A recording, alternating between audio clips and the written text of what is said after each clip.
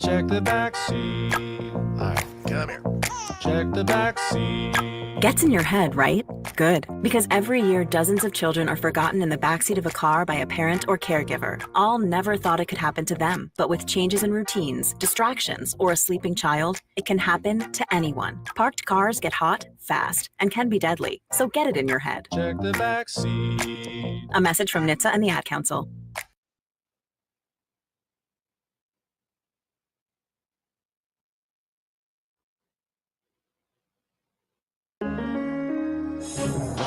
Crossover. Oh, killer crossover. Just crossover. It just crossed him over nastily. Another victim to the crossovers. Cross him up and sit him down. Time for the crossover, powered by Everlevel Concrete Repair in Omaha at everlevelconcrete.com. John, Josh, and Nick. Good afternoon, fellas. Good afternoon. Hello. How are you? I am so good. Oh my gosh. Now prepared for our cross-country road trip, thanks to our friends from QT, who just dropped off It's a not nice... on, Josh. Oh, sorry, Josh. That camera's not on.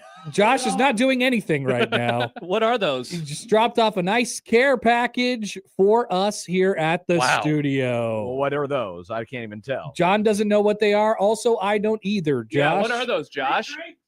Free drinks. Free drinks. John, that is but the start of what QT has dropped off at the 1620 The Zone studio. Oh, really? Oh, okay. Yeah. I just had What a else do slice we of have? pizza. So this is free drinks from our Nice. friends from QT. Josh, Nice. hand me some more stuff that I could show the Are the camera. Cubs on, John? Why are you looking off into the distance? Here's I'll explain in a minute, but please go ahead. Okay. Cookies. cookies, Yeah. donut holes, Donut holes.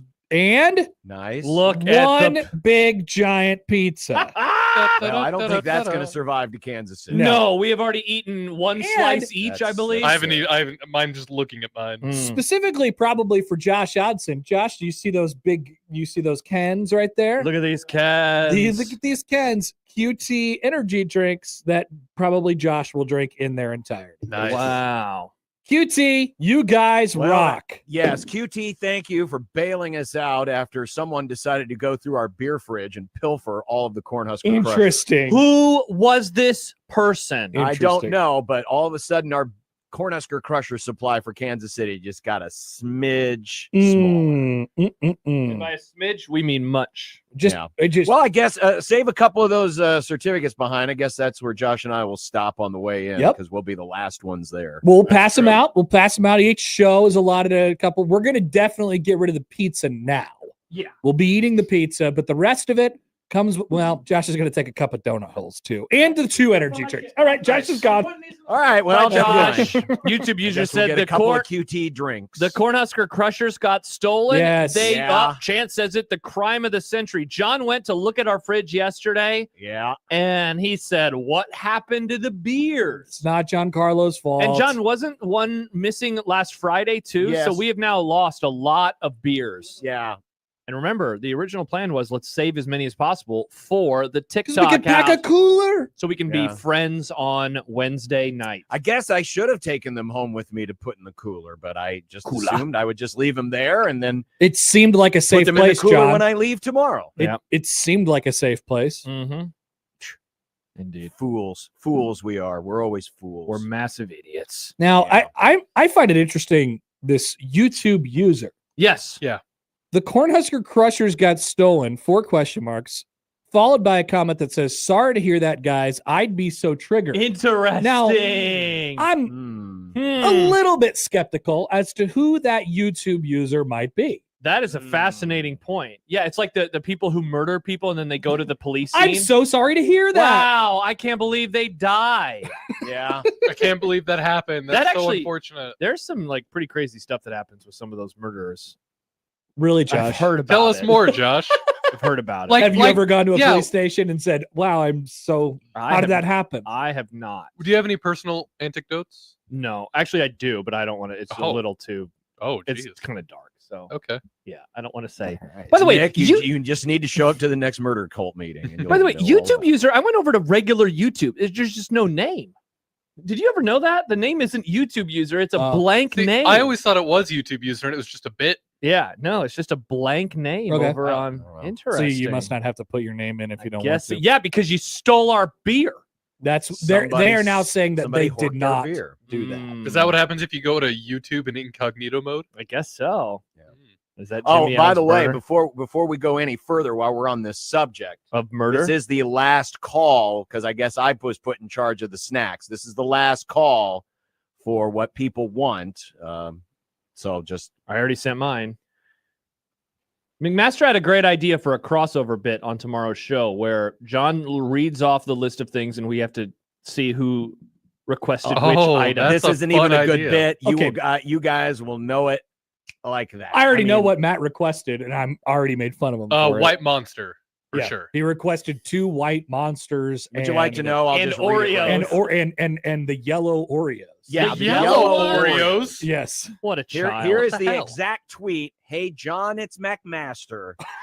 In regards of the snacks, if you could get 2 white Monster energy drinks, Gatorade, in parentheses, lime or fruit punch, and a What? pack of golden Oreos, that would be great. No, okay. So clearly Matt is not an adult because what really? What gave that away? I think the type of answer we were maybe looking for was like, hey, why don't you get some waters? Why don't you get a 12-pack of beer? Why don't you get some hot dogs that we could all grill Oh, see, up? no, I didn't say that. together. I just said a bag of Doritos. Yeah, he just, yeah. I A didn't- bag Josh of just chips issued a could be bag for of- everybody. But here's my thing, because John and I are getting there late tomorrow, Late. and then like really late, and then I guess Thursday morning there's a world where we could make breakfast. But I was like, are we going to actually have breakfast? And then by the time it's lunch, John and I are gone. So I was like, we're not going to actually have a meal.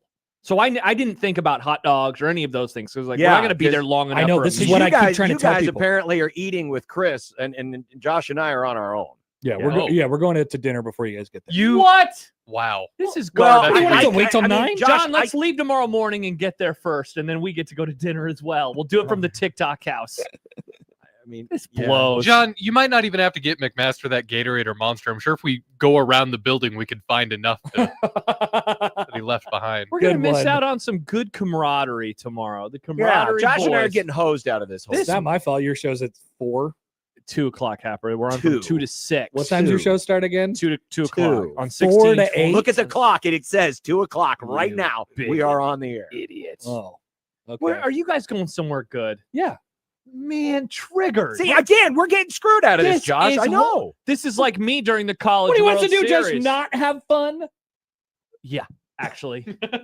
I want to be a part of the fun. Oh, we're gonna just go eat some dinner. You guys aren't No. going, and well, no. You know what? We'll call into your show.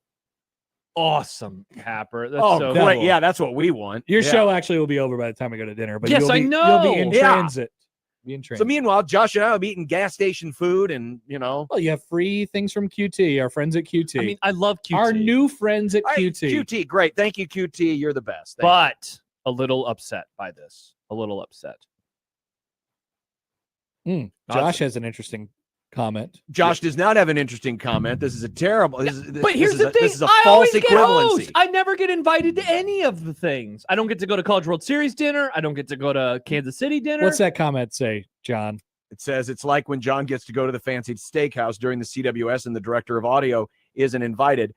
Listen, I was not in charge of this. Interesting. I get Also, invited to all the dinners. It wasn't. What It the was heck? awesome. I went to so many dinners this Yeah, year. Connor's the one that should be missing Yeah. out. John was at home with a broken wrist, and I'm like, la da da da da, dinners Yeah. for me. Yeah.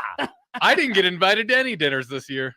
What No happened? dinners What for dinner Nick. did you go to that Nick didn't get to go to? The Westwood One. the dinner. finals dinner. Oh, now that's There was 2 finals dinners. that's the special. Westwood dinner. One didn't want me. Yeah, There was 2 finals. I don't get to go to that. Severe. Michael says, Connor, we have a reservation for 8:30 at Q39 downtown. What is Q39? That's where we're Barbecue. going, but we're going to the other one and at 7. So barbecue. It's really good, John. This Yeah. is ridiculous, Josh. Meanwhile, Yeah. Josh and I are going to have probably like a A hot dog.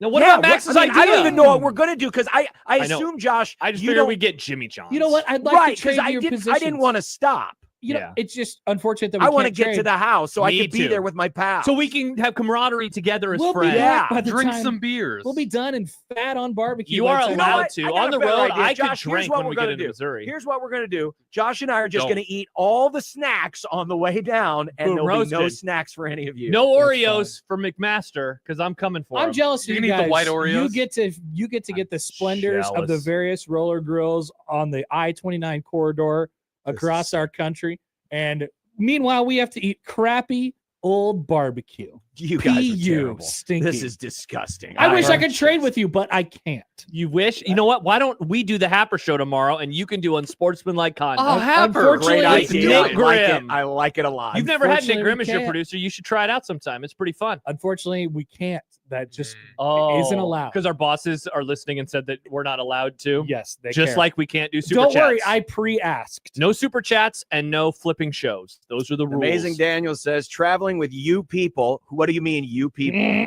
Sounds awful. That's right, Daniel. It does sound awful because while 5/7 of the crew are going to be dining together, 2/7 of the crew are going to be stuck on I-29 just driving along, honk, honk. eating sandwiches. Do you think that I should reserve another seat and then put your phone up, like put my phone up and do a FaceTime, and you guys can virtually eat? Wow. I mean, it's real. virtual dinner. This You is guys, terrible. according to what you're saying, you don't actually care about the food. You care more about the camaraderie. So we could make And a full tummy. okay, all right. Well, we could make the camaraderie happen. Ribs. I had ribs for I lunch. can't make the barbecue. That's why I'm doing this. Mm-mm. Odson's From buying booze. He said, "What kind of whiskey?" Now John doesn't like whiskey, but I do Yeah, like I mean, bourbon. whatever. I love bourbon, Josh. Bourbon's good. Bourbon. Get I'll bourbon. just load up some beers in my cooler, and the rest of you, if you want your, You know what? If I get down there and there's a Harvest. nice little tumbler of a couple fingers of some bourbon, I'll be a little happier than I am right now. I could bring something along. Yeah. Because I am learning that I don't get to have fun dinner with my friends. Yeah. And then we'll just be working all day on Thursday, and then we got to go home on Friday. It's really, when you think about it, this is a working vacation for Josh and I. it is. It It's is. really The when you rest of you are just Yeah. lounging around. It's like when we Those- go to Vegas. We're working that whole time in Vegas. Exactly. No fun. those 3 or so hours where we're either going to dinner or ending dinner and you guys aren't there yet. Those are really the only 3 hours of fun possibilities we have during the You know- entire you trip. know- And you know it's a what shame else- that you guys are missing it. Interesting. It's You a know what's shame. going to happen, Josh? We're going to Interesting. get there. We're going to get there, and these yokels will still be out to dinner, and we'll be locked out of the the TikTok. That is I view that definitely as happening. a distinct possibility. Oh, hey, we decided to get a cocktail. Oh, guys, just come- Japanese whiskey. Oh, hell yeah. Yeah. You should get some of that. We FaceTimed in Nick Grimm. They don't have a 100th floor though. Yeah. Fat Scorpion Feels writes, getting Josh, worse you all the keep time. saying my friends. If they were truly your friends, they would wait to have dinner with you. Yeah, why don't we have a late Spanish style dinner, all of us together at 9:30? I don't eat lunch, so I have to eat dinner Well, what's great is you could at a have food specific time. after the crossover. Boom. And then it'd actually be like a normal dinner time for you. Isn't that pretty interesting?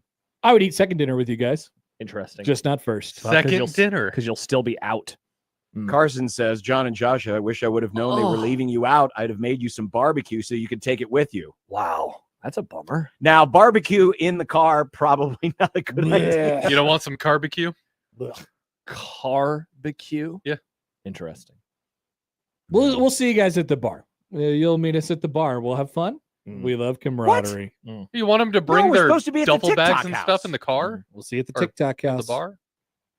The bar, the Tic Tac house. But all I know is you guys will not be there for the barbecue. Interesting. Sad. Meanwhile, Matt will be doing also. He'll just be wanting Oreos. the I whole could get you time. guys something as long as the company pays for it. Yeah. Like a rib. Yeah, I get you a rib. All right. Just a single They have rib. to microwave the rib But Josh Odson would have to hold it out the window on the drive home. because you don't want the smell. Yeah, because I don't want the barbecue. Interesting. Guys, it's just a little You barbecue just in the car. ingested the stuff, and now you're saying you don't Yeah, want to smell exactly. it? Now you don't want the smell. No, I don't want it to stay in You there. know how many bugs would end up on that rib holding it Mm. out the window while you're driving along? That would be delicious. By the way, multiple people are asking us, John, including an email from John, why aren't you and John leaving in the morning and doing the show from down there instead of getting in so late? I mean, the issue with that would be John would have to drive all the way to Omaha, unless I guess we wanted to meet in Nebraska City. Sap Brothers. Yeah. I mean, I guess we could do that, but I don't know if Chris will be down there in time. Would we have access to the house? Well, that and we'd have to get set up. And we'd need the equipment. So thus I would now have to take the equipment home tonight, which is a new plan. I mean, we could do that. You know what? You know what? What? Don't worry about it, guys. Josh and I will make the sacrifice. We will. We'll make the sacrifice. Nick, Martyr to do. baton. you know what to Martyr do. There baton. it is. We have the double martyr baton. It's The like Darth double Maul. martyr baton. Let me reach out and Touch grab that thing. It's got to be your bowl. There it is, out there somewhere. Dear Lord. Look, I'm holding it. It's gigantic. The great Marta Baton. Josh, lean nice. back like that again for a second, will you? Yeah, that's about right. It's very big. It's a very big Marta Baton. Max says, can you drive during the show? Why don't we be like Kirk Herbstreit that one time when he was doing That's game true. day on the That road? was terrible. McGee's done that before. I think he's talked about It's it. so That bad. is some really terrible audio. John's And car plus, it's internet both better of be us. I mean, awesome. it's one thing if it's one guy who's doing it, but when it's the show doing it, Uh-huh. Yeah, yeah, apparently Nick would be filling a lot of time. quality of radio and things doesn't take high precedence anymore. It does not. So, yeah, I think you guys should probably do that. Yeah. I don't know how good John's internet is in his vehicle. Oh, I'm sure it's great. Let's check the ups and the downs, John. Jimmy suggests Starlink. Considering how Elon is treating Josh these days, we ain't getting Starlink. Unreal. If you get Starlink, he'll ban you from the entire internet. Oh, we got Starlink at the TikTok house. Is that what we have? Not Mhm. Wi-Fi from the people? No, Chris doesn't trust it Okay. because that's Chris. Is Starlink fast? I don't know. Okay. Satellite every internet. time That's not how they're hooking up though from the house, are they? I believe that is. Yeah, I believe that is how they're doing it. Yes. Wait, can you? You What have to about? understand. Every time Chris has told me something about this trip, I have said yes, and then I've not asked any more Wait, follow-up wait. questions. Can the so we're using tie line? I assume. Can that connect to a wireless Or a Comrex No. or something. Okay, Comrex can. Skyline can't. Comrex can, but it's been having issues doing I it. believe what Chris said was Awesome. there. Thank God we don't have to be involved with that. Yeah, no, John. this is That's Chris's true. problem. We're He at the wanted I'm to- stage- already stressed for you. He wanted to avoid as much Thailand usage as he could possibly avoid. He's out on Thailand. Because it costs money.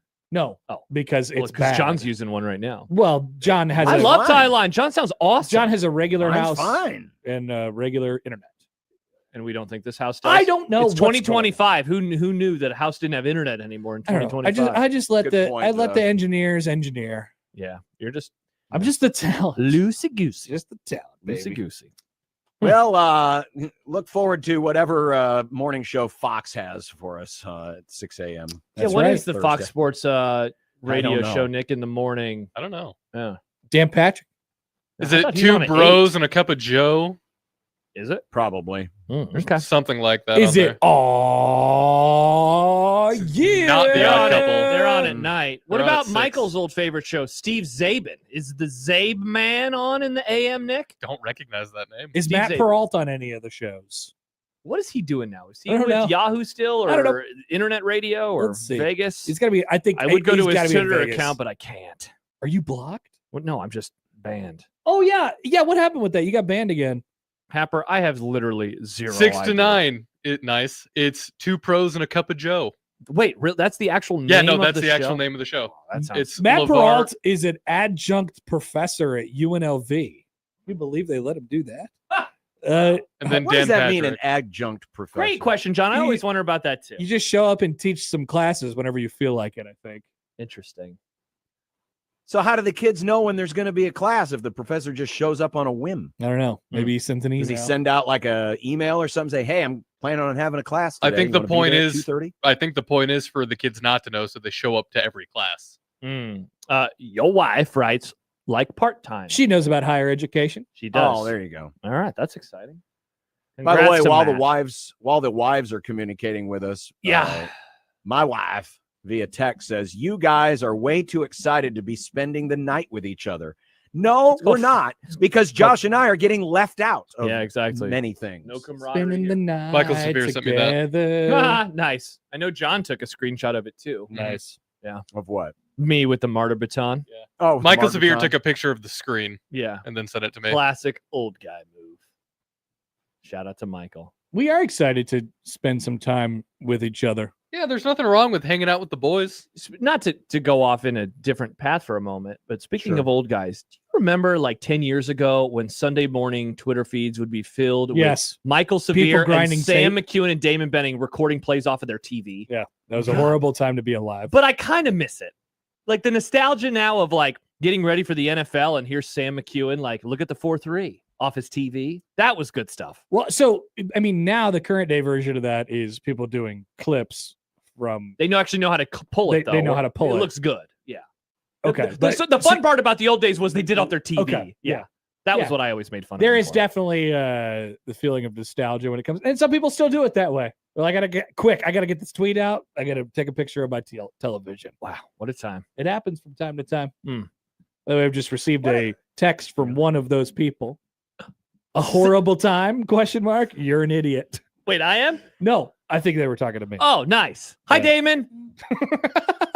I miss you, Damon. How do you know? How do you Remember- know it wasn't Sam who called me an idiot? Yeah, Sam's too busy right now. Sam's way too busy. I don't know how that, Sam's juggling a lot of we're things. all busy. And then Sam, for a couple years, was the editor-in-chief also. I know. Like, I don't know how he Wild has time for times. anything. So What a he has guy. no time to call me an idiot. No. Well, he can't even come on your show on Mondays anymore. That's true. Have you thought about moving Sam's day so you could get him as more of a regular? Well, when the press conference goes to its normal time, You'll be Well, good. I think so, because Okay. last year was at 11, Mm. and we were fine Right, to but get the him at problem 1. is that Matt Rule now is doing a dissertation. And Yeah, so and he He's talks an whenever he adjunct wants. professor. He's an adjunct professor. He's an adjunct podcast too. No, I think Oh, he's yeah. more the way as long as he's been going, he's more tenured. Plus, have you seen the contract? It's pretty big. It is pretty big. By the way, Baptism by Fire says, so apparently Damon isn't busy. No, it's not that. It's just I know Damon is often in his car and he's often listening to Unsportsmanlike Conduct or He's any show on Often the zone. texting to talking to text. Yeah, he's a great guy. He He's is. a great guy. Good luck this year, Damon, with your broadcasting and flying around and your coaching And shooting video off your phone. and shooting off the video team. off of your phone. God, so good. Just imagine the clips. I'm so excited for football. This is just so great. I am too. I'm excited for the real football season to start. Well, wait a minute now, Josh. While you're banned, how are you going to enjoy all of the clips if you don't have it? That is Yeah, a great question. You know, we have to go to Instagram. at noon today, because I'm logged into like 4 Twitter accounts, I switched over to the Unsportsmanlike Conduct one just so I could see a couple. Like I was like, "What's Matt Rule talking about?" Because I wasn't watching it live. I would watch it later, and so that's how I have to follow along. But I'm not going to tweet from the Unsportsmanlike Conduct account like it's me. I'm not going to do that. Go Cowboys! Like John would be upset, so I'm not going to do that. I crap. actually have no. I think I'm done. I might just be done. Yeah, that's actually fine. I'm done. Because what did he even say today? I have no idea. It was pretty much the same. I mean, John, was there anything new in there? I mean, we'll play a couple clips, which everyone should stay tuned for. But it wasn't anything other than apparently Arrowhead Stadium has somehow become a part of Nebraska's DNA. That's, Arrowhead I got- Stadium's I a got- part I'm of not it. sure how a stadium becomes part Arrowhead. of one's DNA, but it's happened. injected in your bloodstream, I think. Yeah. So no, it was So how are you getting banned? Happer. What's happening? I have no idea. And by the way, Is it the goats, the donkeys? see, some people think that there are folks out there who are reporting me. Now, I have a theory that it's people Reporting, who are triggered what about do you mean? Groenkert Chronicles. you think so? That'd be pretty funny if that's Whoa. what it was. I Nick. think people are so upset that you're shedding a light on some of the worst. those are done. I know. It's I done. get that. But I think Season 1 is done. I think that's my running theory. So the email, and by the way, this is not the second time. This is now the third time that I've been banned Whoa. since Weapons came out, because I went and saw Weapons in the theater and I left and I was banned on Twitter. Hmm. What a night it was. Anyway, hello, Josh. Your account was detected by our systems and automatically suspended for violating the X rules, specifically for violating our rules against inauthentic behaviors. So that makes it sound like it is. Somebody reported you. Oh, Wait so a you minute. think that's what it is? Inauthentic behaviors, it makes sense. What? What did I Because do? of your split personality. Because you did the story about how we're all supposed to be happy about the Huskers. Then you did the story about how we're all supposed to be sad about the Huskers. They have reported Scribes Peterson. Excellent call, John. By the way, this is the longest, because this has happened now, like I said, 3 times.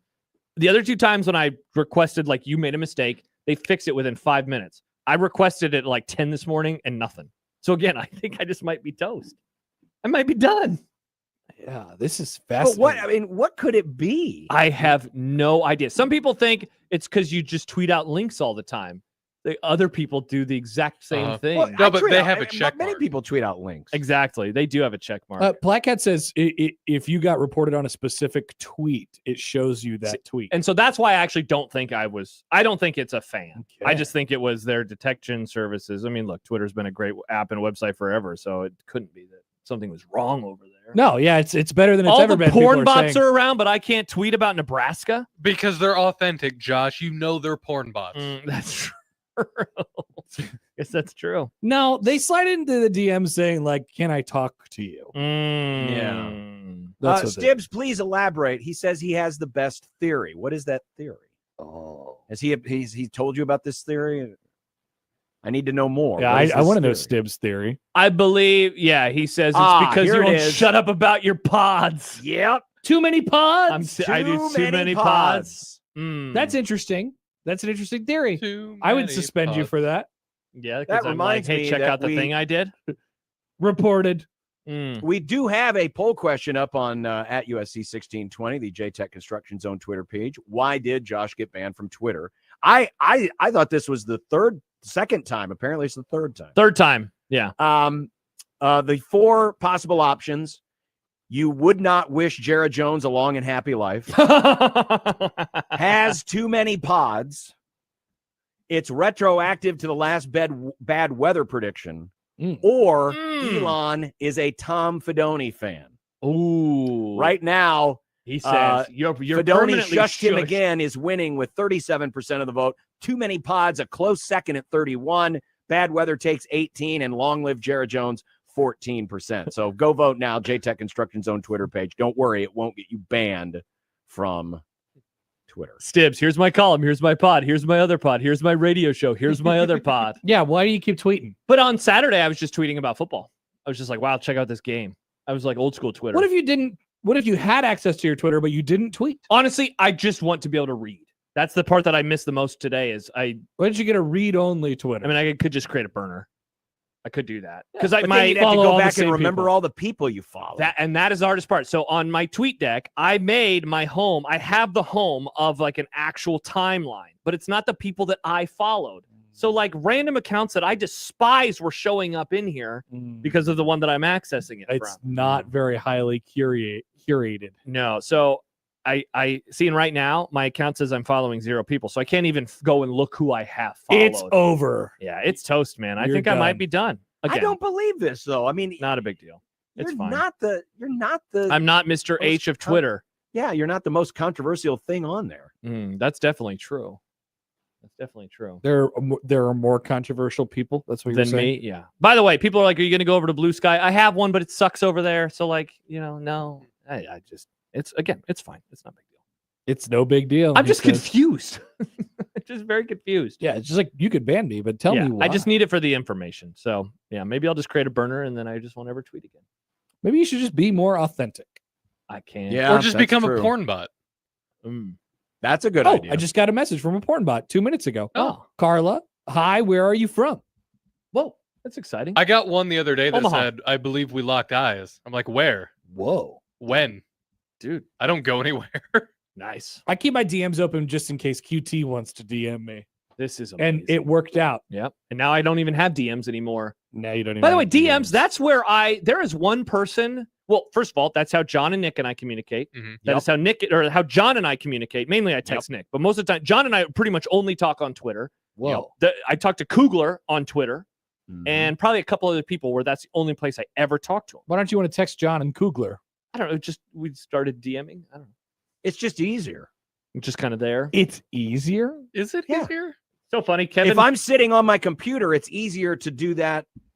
It's easier to send out a DM than it is to pick up the phone and if I'm already on the computer. Not if you have that's a different thing. I mean, you could have like an Apple computer. John, I thought you had that app on your computer where you could just. I do, but I don't. I mean, because the Twitter's always open, and sometimes that app does not work very well. Interesting comment from my wife. What'd she say? You should get a Mac. I have one for the record. You could text people. on I your do. Yeah. I computer. don't know. Just Kevin and I started. I think it was because we'd share tweets occasionally, like, "Hey, look at this, look at this," and so Yeah, just it's easier to share tweets. The because conversation occasionally- just kind of stayed over there. Well, if you can't Yeah, get into Twitter, you don't well, have a reason to share occasionally I'll tweets. send a tweet to Josh and Yep. say, "Hey, did you see this?" And it's just easier to link it from the from place Twitter.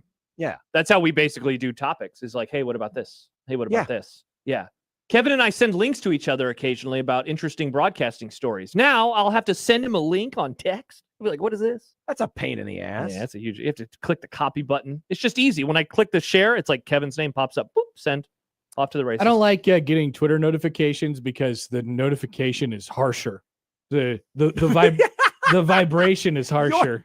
It Your goes fear of notifications. and then is on, He hates quite on a strange. text it just goes like, you know, You hate on a notifications. tweet. You could it goes, change that in your phone, you know. I'd like to. I'd like to. I probably You should. can. You can just say which notifications you wish to receive and don't. Yeah, You must have like the cleanest notification bar on your phone. I mean, you of any should person look. on You Earth. should look at all my text message like history. Like half of the threads, text threads, as Bill Simmons would call them, that I'm in, are muted. You say this. Not all that the I time. don't want to receive the messages. Are you saying people text you and you just never respond to these people? That they're like, I would love to talk to you about something happened, and you just ignore No, them? no, it's never like directed It's at just like- me. There's just another conversation that I don't feel like I need to be involved with, and it comes to me, Interesting. and I keep that muted Mm. all the time. Don't put me in any group texts. You're canceled. By the way, LSD Will says Big Red week continues. He said that earlier. He to did. us. It's Red Out Week, LSD Will. LSD Will. He's saying the week has been weak, John. WEAK. Why? I don't know We've been, why. we've been. First of all, There's no more topics. we could have called the last 9 months Big Red Week because every week on this show we're talking about something. Can Husker we do that football related. Red Out off season? Brought to It you might by as well Union be. Bank and Imagine the Trust. sales. Mm, But there are things like Husker 10 questions, for example, which we're doing today. which we're doing today. There are certain things that only happen during Red Out Week. So I don't know. And we're going to be in Kansas City, even though Josh and I aren't invited to dinner. You know, Kansas City. What? Eddie Matthews. By the way, John, you said before we go in the crossover, you said you were going to tell us why you were looking off camera earlier. What's going on I over was there? looking off camera earlier. I have the 2 monitor setup here, and I had this screen up on the TV. I was wondering if that's what it was. How was Yeah. that going for you? So I just flip flopped. I just put the other stuff on the TV, and now here's the camera. I'm looking at Oh, it. you flipped Hello. us off. Wow. No, I didn't. It looked like I it. totally didn't flip you off. Yeah, I interesting. totally. Interesting. Hey. John's getting his car fixed. That's for- his for our T-Mobile road trip Tuesday. tomorrow. Oh, yes, that's right. John ran over a nail. Ouch. I don't know. I mean, I'm guessing the thing had been in there for a while because Some people in this room were speculating that someone put it there. Elon. Nick said it was Elon's Nick fault. said it was Elon. Elon put it in. your Elon wheel. got Josh. He got How did John. It's only a Elon matter get of into time my before it gets me. garage? I don't know, John. Starlink, John. You can launch nails out of it. Starlink and ketamine. I got nothing. Allegedly. Allegedly. There you go, Nick. Don't get in I have trouble. no idea what you're talking Don't get about. banned from the earth. You're right. That's how he's gonna get me. Yeah, you're gonna get banned from the earth. Welcome to Earth. Josh's suspended Nice. Twitter profile. Took a screenshot. So weird. Oh man, what a time. Crazy. Ooh, I'm doing a radio show today. Exactly. Maybe tomorrow. Excellent. Nice. Maybe tomorrow. All right. All right. Well, there you go. A crossover powered by Everlevel Concrete Repair in Omaha, everlevelconcrete.com. You know, Josh, I thought of one other thing. What's that? We could make it real hard on Connor to make it in time for dinner Nails in his car. by doing an extra long crossover tomorrow. Oh man. Hey, Happy, we just gonna keep going until 90-minute crossover. we were thinking until 6, maybe. That'd Yeah. be funny. That'd be funny. I remember that one time I came and did your whole show with us. I don't know why you wouldn't do our whole show with us tomorrow. Sure. Good point. I'll stay with you guys. Look at us. I love you guys. Now it's just Matt and Gary and Chris. Chris. That ain't a party And Josh, with my reservation, with your reservation. which they Well, won't be able to is Odson access. how is Odson getting He's down there? Is coming he with going- me. He's Oh. wherever I am. Wherever we be, we be. Well, we You're don't with want to me, do Leather. this. We don't want to do this to Odson, man. We need to make sure that man All gets right. taken. What should I leave for the QT pile? What do you guys want? I kind of wanted a donut hole. All right. All right. We'll leave it. It doesn't matter to me. I'm not there. That's I fine. I took some cookies. Okay. We're set. All right. All Bye. right, there you go. Crossover powered by Everlevel Concrete Repair, everlevelconcrete.com. The Grum on Red Out Week here on 1620 The Zone.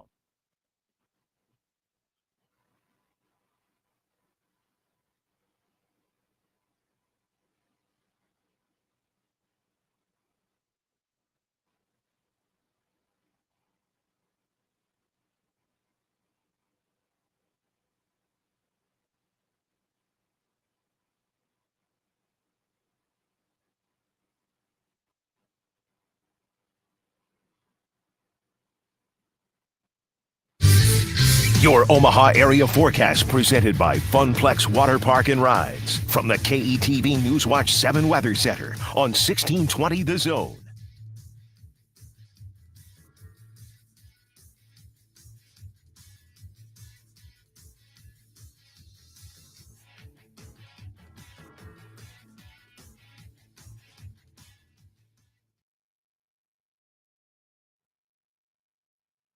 At Woodhouse Ford, we're here to help you elevate your summer plans with a vehicle built for every destination. From the adventure-ready Bronco Sport to the rugged F-150, the entire Ford lineup is equipped with the latest technology and reliable safety features so you can drive with confidence. With flexible financing options and a seamless buying experience, it's easier than ever to get behind the wheel of your new vehicle from Woodhouse Ford.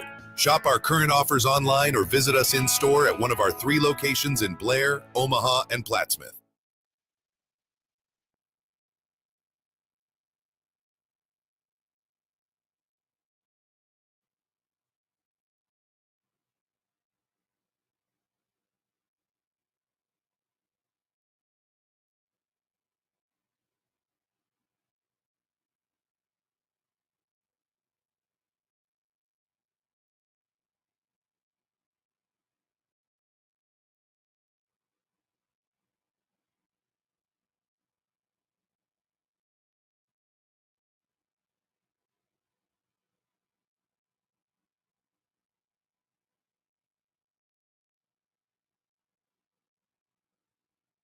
Sean Callahan recaps the offseason and previews the season opener against Cincinnati. Wednesday at Holy Ghost Church. Doors open at 5, program starts at 7, and it's only $10 for adults, $5 for children. Sponsored by Jones Barrel Company and Beer City.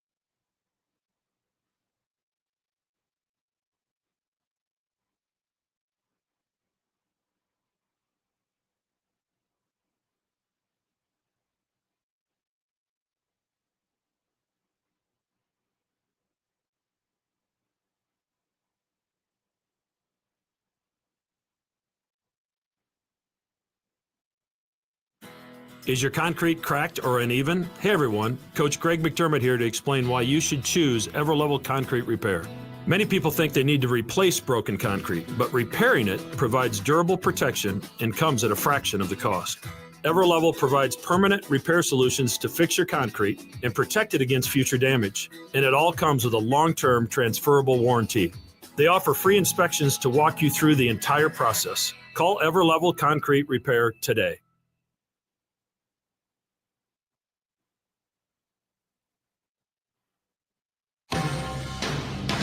This edition of Unsportsmanlike Conduct on 1620 The Zone is proudly presented by Union Bank and Trust. The program starts now. KOZN. Unsportsmanlike Conduct on 1620 The Zone. Husker Athletics, Creighton, and yes, UNO. Don't miss a moment, they'll give you your fix. They're on every day from 2 until 6. Spend your afternoons with John, Josh, and Nick.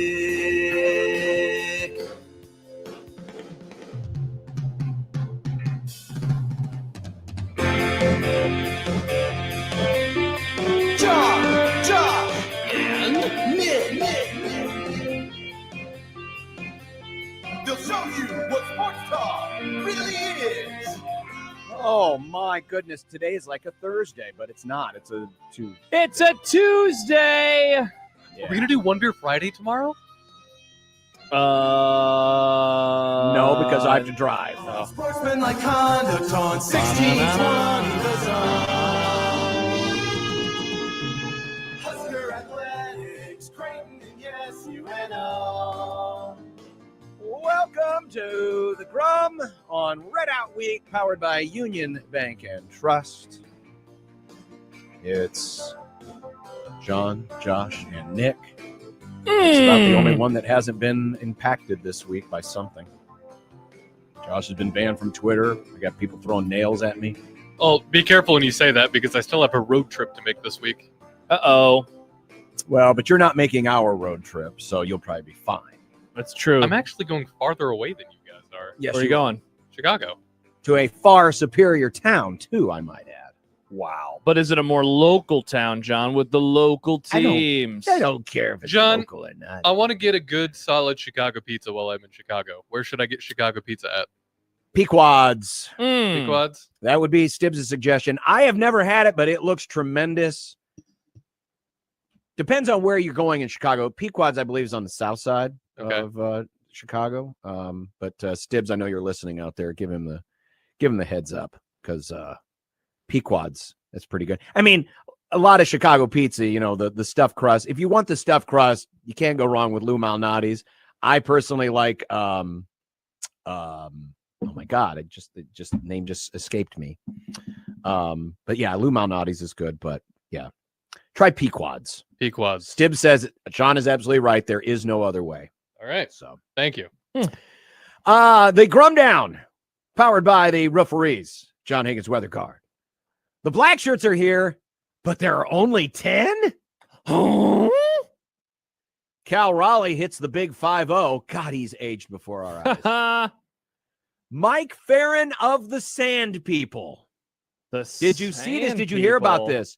Big sandstorm in Phoenix. DeRude? No, I didn't see or hear about this. Yeah, But I've also been off of Twitter, John. Remember, I'm banned. That's right, you're banned. Yeah, big sandstorm over there. Also, spoiler alert, if you don't want to know what's going to happen this season, then you'll skip out in the Farron segment because Mike Farron is our most accurate Husker predictor. Mr. Prediction himself. How long did the short Matt Rule availability go today? Michael Bruntz was there. I'm sure he's got some answers. Oh, yeah. He always does. Husker 10 questions. These are the 10 questions that we ask annually. They change. I mean, there's a few questions that are the same from last year, but these are 10 questions about the upcoming season that Josh and I will answer. By the way, I did send out the link earlier about the questions. If you want to respond, you can. Yeah, we would love to have you do it as well. Yeah. Super hot take market. Steve Sipple of HuskerOnline.com. Awesome. Scoffra is not going to like this study. And Josh shaking hands emoji with Dave Portnoy, the two most banned people of the week. What did I? Oh, because we're banned. Yeah, you're both banned. You scared me for a moment. You're kindred spirits. You're both banned. Interesting. Band boy. Mm-hmm. And that's your Grum Down, It's powered ironic. by the referees at John Higgins Weather. You talk crap about the band and then you become the band. Speaking of talking crap about people, an email coming in from John into the Equitable Bank inbox. Josh at 1620thezone.com. It appears that Fedoni, him being Thomas, has a good chance at making the 53-man for the Giants. What I want to know is if he couldn't handle a radio guy from 1620 talking about him, how is he going to handle the New York media? Do you still think he'll search mentions? You think he's or is he banned on Twitter like I am? Could I and Thomas be shaking hands? Are you band brothers? Nice, Nick. Wow. Yeah. Drop the of. I need to watch that again. Yeah, it's awesome. I watch it like once every 2 years. It's the bee's knees. So good. Mike Garafolo tweeted out earlier today with Greg Dulicic let go. Yeah. 7th round tight end Thomas Fedoni. He of the self-tattooing skills. I never knew about this. I didn't either. And one of my friends in our group chat today said, I actually told everybody this last year, but none of us Are remember. they good tattoos or is it just like some stick and pokes? I don't know. He has a lot of tattoos, so I'd hope that they'd be good. He's of tattoos. Fedoni has inked himself, get it? Nice. Onto the Giants' 53-man roster. Sources say Fedoni caught 8 of 9 targets for 64 yards in the preseason and showed strong blocking ability as well. Nick, do you have the Rule audio I sent you earlier today? I do have the Rule audio you sent me earlier today. Because Matt Rule was asked about Fedoni wasn't the only one. John Bullock made the cut with the Tampa Bay Buccaneers. So the Bucs will have 2 former Husker linebackers on their roster, of course. Talking about my God, his name just escaped me. I can't remember anyone's name anymore. You talking about Bullock? Bullock and On Levante David? On the Buck, Levante David. Thank you. Yeah, I got you. Fam. Anyway, here was Matt Rule talking about Thomas Fidone making the Giants. I think you've heard me say before, Fidone's very special to like my family, like Julie, Vivian, Leona. They're like the biggest Fidone fans. I mean, he's got his dog Rambo. We have our dog Nala. Like it's just for some reason from day one they've just all connected. And so I think the most important thing is that they had a really deep tight end room. He had a really good camp, and so even if he didn't make that team, he was going to make a team. But I'm really proud of him because I've seen everything that he went into him coming back. I've seen the video of that second knee injury. It's grotesque. And so all the work that he had to do to come back, all the things he had to overcome, and he took, there was always a lot of flack for him for some reason. There was always a lot of flack for him that he had to deal with. And I just love the guy. I mean, I just thought he overcame the odds. Grotesque. I don't think I've ever heard it said that way before. Yeah, I say grotesque. Mm-hmm. But did you notice there at the end, he was talking about he doesn't understand all the grief that he got. I wonder where that's coming from. Yeah, I couldn't agree more. I don't know. I don't think I really said anything about him on the radio. So Stibbs brought it up too. He's like, he has a say? dog, his dog Rambo, our dog Nala. And he said that as if somehow Rambo from Rambo and Nala from The Lion King were connected. No, I think he was just talking about the relationship that his family has, and their dogs apparently are friends. I don't know. Jeffrey says that he called me out. Shh. It'd be pretty exciting if he called me out. Yeah, I would. I can't see my mentions anymore, so it wouldn't bother me. That's true. One bit. Hey, Tom, go ahead. Call Josh out all you want. Say what you want to say. He ain't going to man. see it. Yeah, for sure. Seriously. The only way you're going to be able to call him out is if you score a touchdown against the Cowboys and you turn to the Fox camera and you shush him. It's the only way he's going to hear your message. This used to be the biggest announcement of the week. Not captains, not single digits. Oh, the Black engagement? shirts. Oh, never mind. We'll save. I assume we're saving that for later on, John. What, the black shirts announcement? No, that was made last night. The engagement heard around the world. We'll save that for later. Yeah, let's talk a little black shirts first. There they are. But wait a minute. 1, 2, 3, 4, 5, 6, 7, 8. There's only 10. Maybe they're planning on only having 10 players this year, John. Have you thought about that? This is like, okay, who was it that totally abused the black shirts and gave out like 20 of them? Was that? I thought that was in the Craig Bowl, like late stage Craig Bowl. I thought that he did that, but I also think Kevin Cosgrove might have. That's what I thought. Who gave him to the punter? That was when it reached a new like level, right? Because it's not. Well, but that yes. Didn't Sam get one? Yeah, or was that posthumously? No. I thought Sam Cook got one. That's what I meant. Yeah, but, I thought you were talking about Sam Foltz when you said posthumously. Oh, posthumously. No, I'm sorry. Yeah, no, I thought Sam Foltz Cook got one too. I thought Sam Cook got one. Jimmy says Bo. See, if I remember right, Bo, the way that he changed the tradition was he just stopped doing it for a while, and then it wasn't about starters; it was about needing to play at a certain level of defense. Yada yada yada. Well, the entire starting secondary has one. Yep. All three of the linebackers have one, but only 2 defensive linemen. So Cam Leonard got one, Elijah Judy got one, but that's it. So Riley Van Poppel, even though he got a single digit, nope. Keanu Davis, nope. Williams Winery, nope. So I don't know. I guess we'll see. But another one probably coming at some point. Yeah, we just don't know who it is yet. Yeah, you'd figure. Yeah, I think you're getting a phone call right now.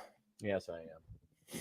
That's probably my car being done. Oh, that's good. Your tire is fixed. My tire is fixed. Mm-hmm. Or maybe it's the nail in your tire coming after you, John. Kobe says y'all are forgetting Bushini was given a black shirt. Yeah, it started to become a thing. That the punter got a black shirt too. But Travis says Bo Pelini gave Alex Henry one in 2009. So I guess there you go, John. That's kind of the answer. Is that going way back? And look, like, I can't believe we're talking about black shirts again in this way. This was, and I've told the story before. This was my favorite tradition growing up. I thought that this was the coolest tradition. I love how it came to be. Like a lot of college traditions, John, it just kind of came out of nowhere. They needed a jersey to differentiate offense versus defense. The starters at the local YMCA store or whatever sports store, they only had black jerseys. Went to the local. Bob Devaney bought the black jerseys. He gave them to the starters. Off a tradition goes. And then in the 90s, when it became more of a brand and the logos and the skull and the crossbones, Why did it become a brand? Well, because the defense was excellent, and you had a bunch of future NFL stars all over the place, and you had All-Americans all over the place, and Nebraska was wrecking fools out there when they were winning a lot of football games. And so by that point, the black shirts came to represent not just the starters, but an ideal, but something to strive for, a level of defense. And John, dare I say that Zach Bowman was the player that began, it was kind of the beginning of the end, because the 07 team was so bad and the defense was so terrible that he then gave up his black shirt. He gave it back to the coaches. And starting then, because then the following year, Bo Pelini was in charge, it became about more than just a starter. It became, and as Jimmy says, so tired of the black shirt combo, so am I. And that's why, like, what was my favorite thing as a kid has now turned into, I mean, it's just a meme-ified weird thing at this point in time, John. I mean, look, 10 people, that's better than 15.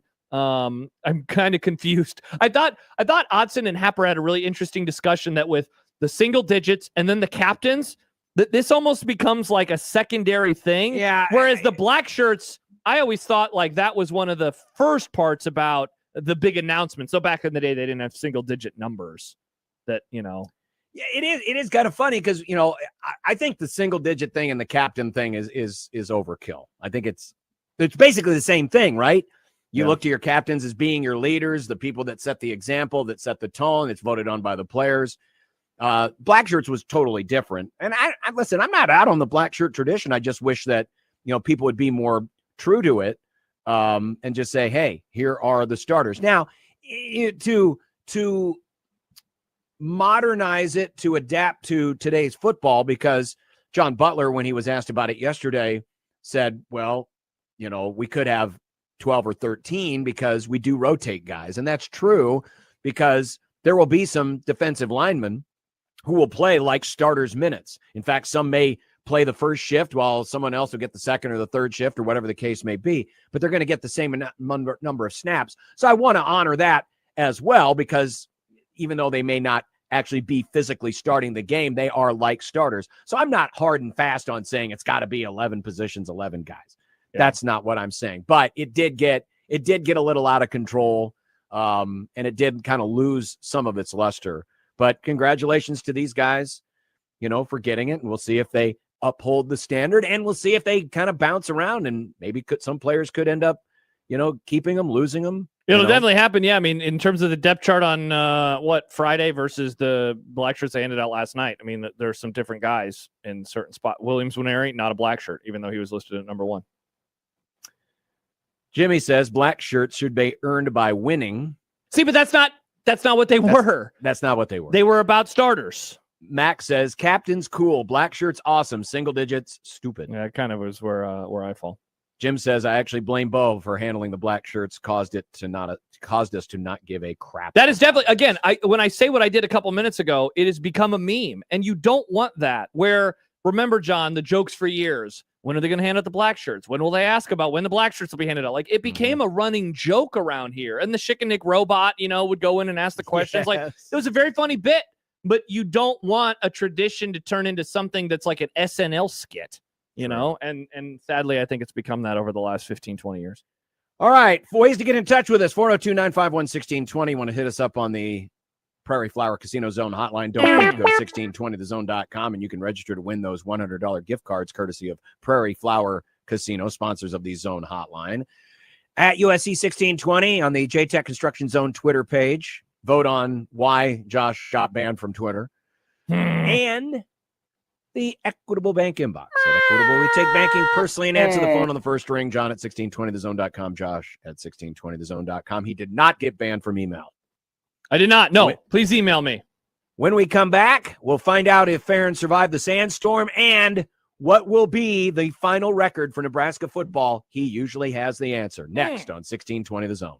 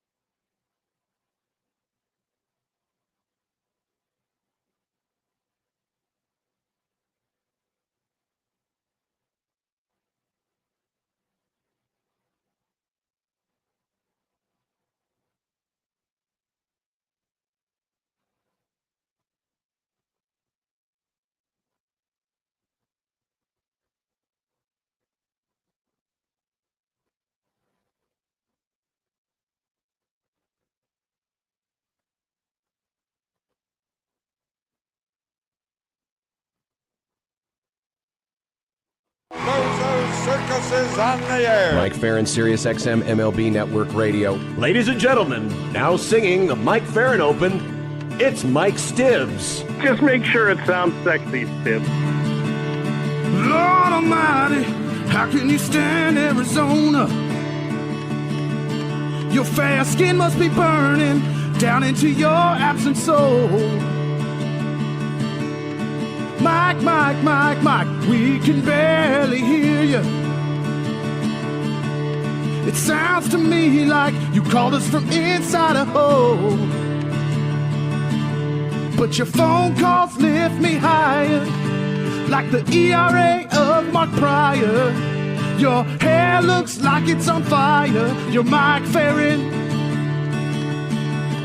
You're just a hunk of burning love. You're just a hunk of burning love.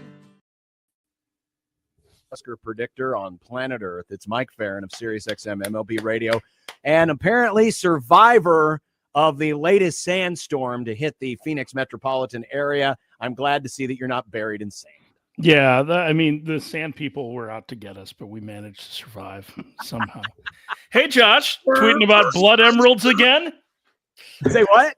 Tweeting about blood emeralds again? That's why they got you? All you got to do, Mike, is click my link, and I will offer you $10,000 per minute to work for me. That's all I need from you. Just click this link that I will tweet out right now at twitter.com. Yeah, congratulations on getting suspended again. Now I don't have to be on there. So you know what? I guess, is it really that bad? Is it really that bad? By the way, Mike, your fan's not on. Is everything okay? Yeah, it's fine. I had it on high, and then I was just like, I'm going to turn it off. Wow. Oh, you didn't want another meme of you with the fan spinning over your I mean, I don't mind that. I just was like, rather than turn it down to medium, I'll just turn it off. It's cooler here today. We had a sandstorm come through last night. So. It seems like it's cool all over the country right now, Mike. This is quite nice for week one of college It's global football. cooling. Wow. About damn time. Yeah. I mean, monsoon was only a month late this year, but whatever. I'm sure that's probably normal, right? It's normal. Yeah, probably so. That's fine. There's nothing to see here. No, nothing at all. Cal Raleigh last night hit his 50th home run of the year. 50. He is on Aaron Judge's pace from 2022. How much would you wager on 60? Man, what kind of odds would you need to get to really? I don't know, man. I don't bet, so I don't know what kind of odds I need on it. Come on, 600 to 1. Is that close? I mean, that'd be you quite high. know what? I would take put those a dollar odds on Cal Raleigh getting to 60 if you gave me 600 to 1 odds. You're on. I mean, I think he's got a good chance. Like, listen, here are the things that he's going to break. Okay. He's already set the record for most home runs by a player who primarily caught. He's going to set the record for the most home runs by a player while they are catching. He's 3 shy of that. Not while he's actually physically catching, but in the lineup as the catcher. That's Javi Lopez hit 43 with the Braves. That's that record. He's going to set the record for most home runs by a switch hitter, which is going to pass Mickey Mantle's 54 in 1961. So I would say, probably with 30 games to go, 60 might be a little bit of a reach, but 57 certainly feels, within range, which would be the Mariners franchise record breaking Griffey's 56. So it's pretty incredible. This one I thought was really neat from OptaStats. This is just the third time in baseball history we've had 3 or more players have 45 home runs plus before September started. The other ones were 2001. That would have been Bonds, the year that he set the record, Sosa, and Luis Gonzalez. And then 1998, which would have been Sosa, McGuire, Griffey, who was in that home run race for a long. That was the year that he had 56, I believe.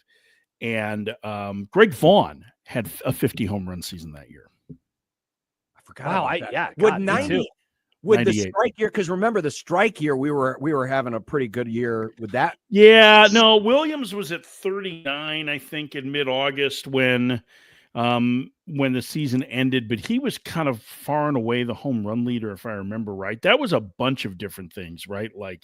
Yeah. Gwynn was at 394 for batting average, and I think Clemens had a really low ERA, if I remember right. There were a bunch of different milestones that were in play that year. in 94. But just in terms of guys who hit a ton of homers before September, this year's pretty historic. Mike, is this, I mean, speaking of historic, you've been covering the game for a while. Is this turning into? Oh, geez, thanks for making me feel old. I know, I felt bad as I said it. Is this like? Can I give you the finger on this, or is this the FCC? Is this like obviously the best season that you've seen from a catcher? Like among the best seasons? Oh, I don't think it's even close. Yeah. Yeah. I mean, offensively, like I don't think you can even come close to it. Like he's got an outside chance. The Cespedes Barbecue guys, and Jordan Schusterman's a big Mariners fan. He's one of the two guys that runs that account. Pointed out that he's got a chance to set a record for most home runs off left-handed pitching in a season. Like he's never been a particularly good right-handed hitter. He's slugging 700 against lefties, and it has 20 home runs. The record's 25. So like I mean, this is one of the all-time great seasons for a catcher without a doubt. And I think it's one of the reasons why he's gonna, when all's said and done, I think he has a very good chance of winning the MVP award in the American League. By the way, looking at 94, so when the season ended, Williams had 43, Griffey had 40, Bagwell had 39, Thomas 38, Bonds 37, Bell 36. Okay. And that was with roughly 100 and, well, it looks like 116 games when the strike happened. So yeah, so just past 2/3 of the season. Yeah, interesting stuff.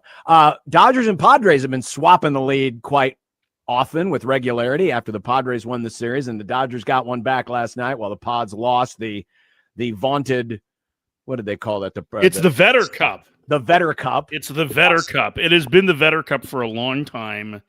Why is it the Vetter Cup between the Cubs and somebody? Because that's his team. Well, yeah, but he was born in San Diego and he grew up in the Pacific North, or he became of age in the Pacific Northwest when the Pearl Jam was there. And so that's where it came from. And I think Vetter Cup has a better ring to it than the battle for the Peoria Sports Complex, which is the spring training home that the two of them share in Peoria, Arizona. So, yeah, no, it's been the Vetter Cup unofficially. I'm not sure who coined the phrase. It may have been former Padres beat writer and Washington State native Corey Brock who first called it that. But yeah, that's now he's giving away like a guitar or something. Yeah, the guitar is way cooler than that band is. I'll tell you that.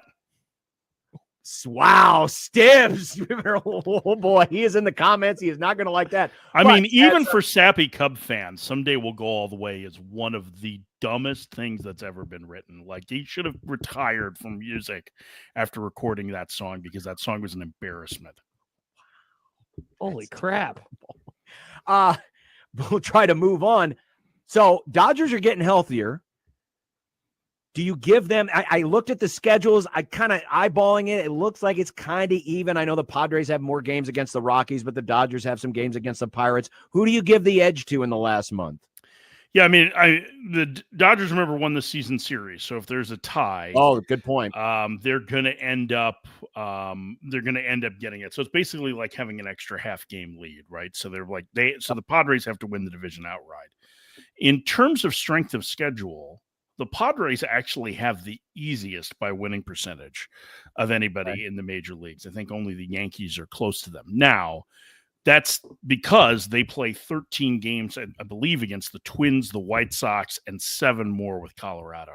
Mm-hmm. And so that's where it comes from. Now, the rest of the schedule, like they've got Arizona, who's under 500, and they've got Baltimore. And so they've got some teams that are more competitive, even though they're teams with losing records. But that's where a lot of it comes from. So the Padres' path is a lot easier, but the Dodgers getting healthy certainly makes it feel like they're the team still to beat, and we'll see whether or not the Padres can run them down. I would still give the Dodgers the edge, and probably more so based on the way things have gone over the course of the last couple of weeks than before that. They're getting. We'll see whether or not they can stay healthy the rest of the way, but they are going to get healthier here.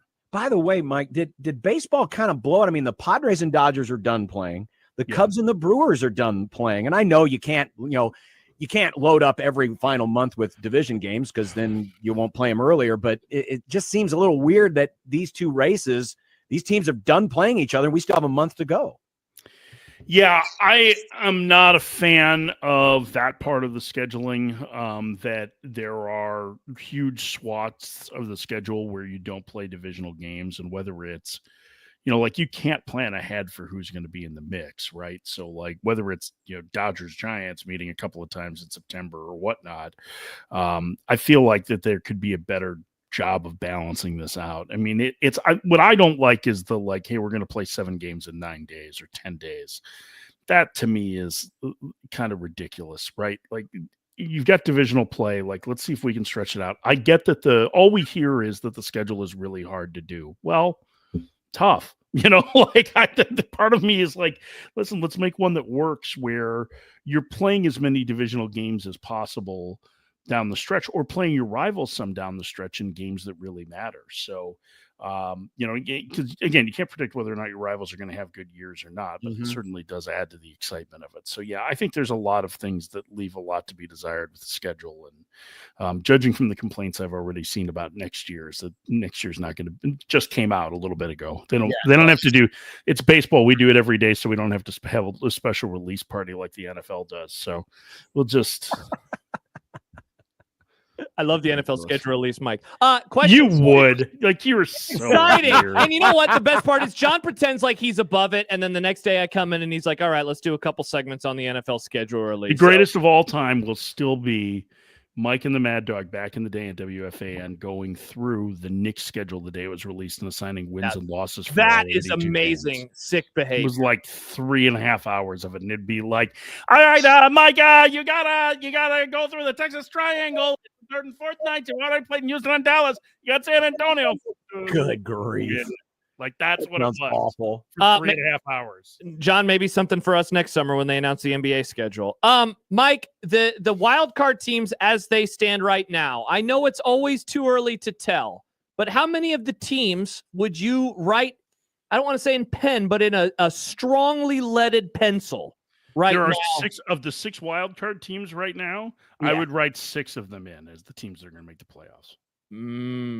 So there will be no swapping. I mean, Kansas City's going to need somebody else to collapse. The Mets are just better than the Reds. The Reds can't get out of their own way. Like, I just don't think that there's going to be a team that runs them down. I think we're pretty well set for who the postseason teams are going to be. Interesting. So because I did look at the Mets schedule, and there's some trip ups there as well. I think they got the Padres. I think they got the Cubs, but you just don't trust the Reds to make up the couple of games. I mean, the Mets schedule is actually significantly easier than Cincinnati. Cincinnati has the toughest schedule outside of any contender in either league. I think the Diamondbacks and the Orioles are the only 2 that have tougher schedules. So I just don't think that in the end, I think that, the Mets starting pitching hasn't been great, but their offense is really good. It's been cooking. And their bullpen is decent enough. And I think, they're not going to run down the Phillies, I don't think, but they'll be fine. I think we're pretty well set in both leagues as to who the playoff teams are going to be, barring somebody just absolutely collapsing. And I'm not sure that the teams that are chasing are good enough to run them down without having, like, you can't have what happened in the National League Central, right? Where the Cubs basically played 500 ball for 2 months and the Brewers played out of their mind. I don't think one of those teams that's on the outside looking in is capable of playing at that level. Now, the Mets do have the worst record in the National League since the trade deadline. Just for a thought exercise. But yeah, and they still have a 2.5 game lead and 3 in the loss column over Cincinnati. So true. We talked about this last week. I think it was Friday when the story came out, but a lot of stuff happening in the media side of things. ESPN sounds like they're ready to take over MLB TV, and that means broadcasting rights for those 5 clubs like Colorado and Arizona and San Diego who basically had their rights swallowed back up by Major League Baseball. What was your read on all of that and what that could mean to the consumer? Because it sounded like ESPN and Major League Baseball were on the splits. Now it's an entirely different relationship where it's not so much about what they're airing on the linear network in terms of what they might control. Well, they're still going to have a linear package too. I think it's right, but it won't be like Sunday Night Baseball or like but it'll be a midweek. It might be like Thursday Night Baseball or Wednesday Night Baseball or something like that. So I don't know. I mean, I think I told you at the time when the strongly worded letter from the commissioner came out that we should all roll our eyes at it, right? Because that's just, I mean, listen, this is not meant to be a knock on the commissioner. This is coming from the son of an attorney. I've seen those letters before.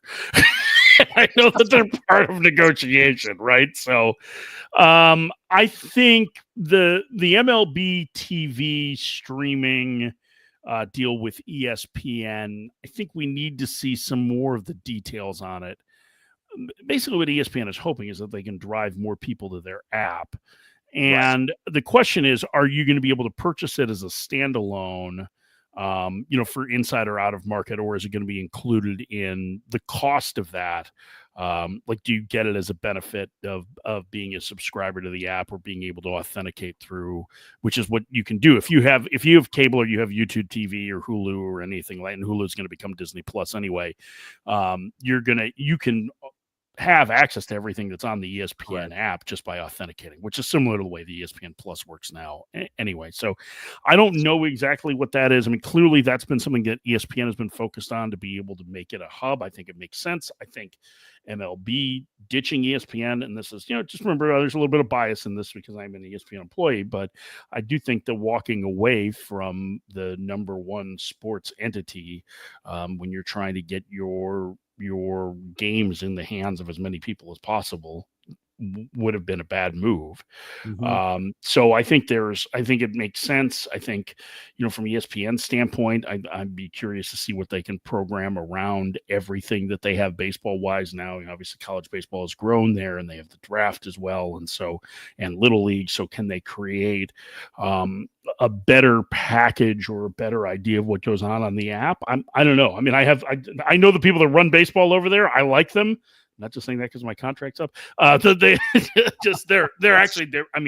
baseball people, and so I think there's going to be some exciting stuff that comes as a result of that. But in the end, the question is going to be for the package of stuff that MLB took back to market that ESPN opted out on. The bigger question is going to be: do they get back to that number, which was $550 million annually for the wild card round and Sunday Night Baseball and those handful of other regular season games that ESPN had. And then the ESPN radio stuff, which I've not heard anything on, but I would assume that ESPN radio is still in the mix to do that if they're getting a new deal together. So what does that number look like? My guess is it's probably less than what it is, but they're going to end up with more money than they had before because they're selling the rights to MLB TV. Can the Sunday morning thing be bigger? Like, that's going to be, the report yesterday was that NBC, right, is going to be involved. Like, can that be a bigger deal? Yeah, that's a good question. I mean, Peacock had those rights originally. Yes. And walked away from them. They've been on the Roku channel, which I don't think most people know that they just get. I believe I happened to catch it the other day. We turned it on Sunday morning. It's pretty incredible that the Roku channel is like, there are all these free channels that exist. There's one that just shows like MST3Ks over and over again, which is, if you really want to get lost, if you know what I mean, that's a really good way to do it. So I don't know, man. I think it's tough to see it working significantly. Like, you're trying, like, it really only makes sense to do from the end of the NCAA tournament, so the beginning of April, to the beginning of September, because it doesn't make sense to go up against football pregame or early football games or anything like that. And they've kind of fudged with when that window is to include West Coast games and whatnot. So I think if you're a streamer and you're looking for good content, I'm sure it probably does better numbers than a lot of other things do. I don't know that we're going to all of a sudden be clamoring for Sunday morning baseball in the same way that we are for Sunday night. But it does give Peacock the chance to have, a day that they control a lot of the baseball conversation and NBC, and that's certainly not a negative for either the league or for them. I'm a big fan of NBC being part of baseball again. That takes me back to my childhood. So I like this idea. Speaking of childhood, did you see this? Did you hear about this before we get to Mike's season prediction? I was going to say the main event. Yeah, still to come. MLB, in anher way to try to get more money out of you, has come up with cartoon hats. Why are none of these ever good? They've taken the regular ball caps and they've added some cartoon features. So I'll quickly describe for those of you on the radio. The LA hat, the LA logo is like on top of a skateboard. The Padres logo is riding the wave. The Yankees logo is part of the Statue of Liberty. And of course, the Red Sox hat is a Southie shouting slurs in Boston. So,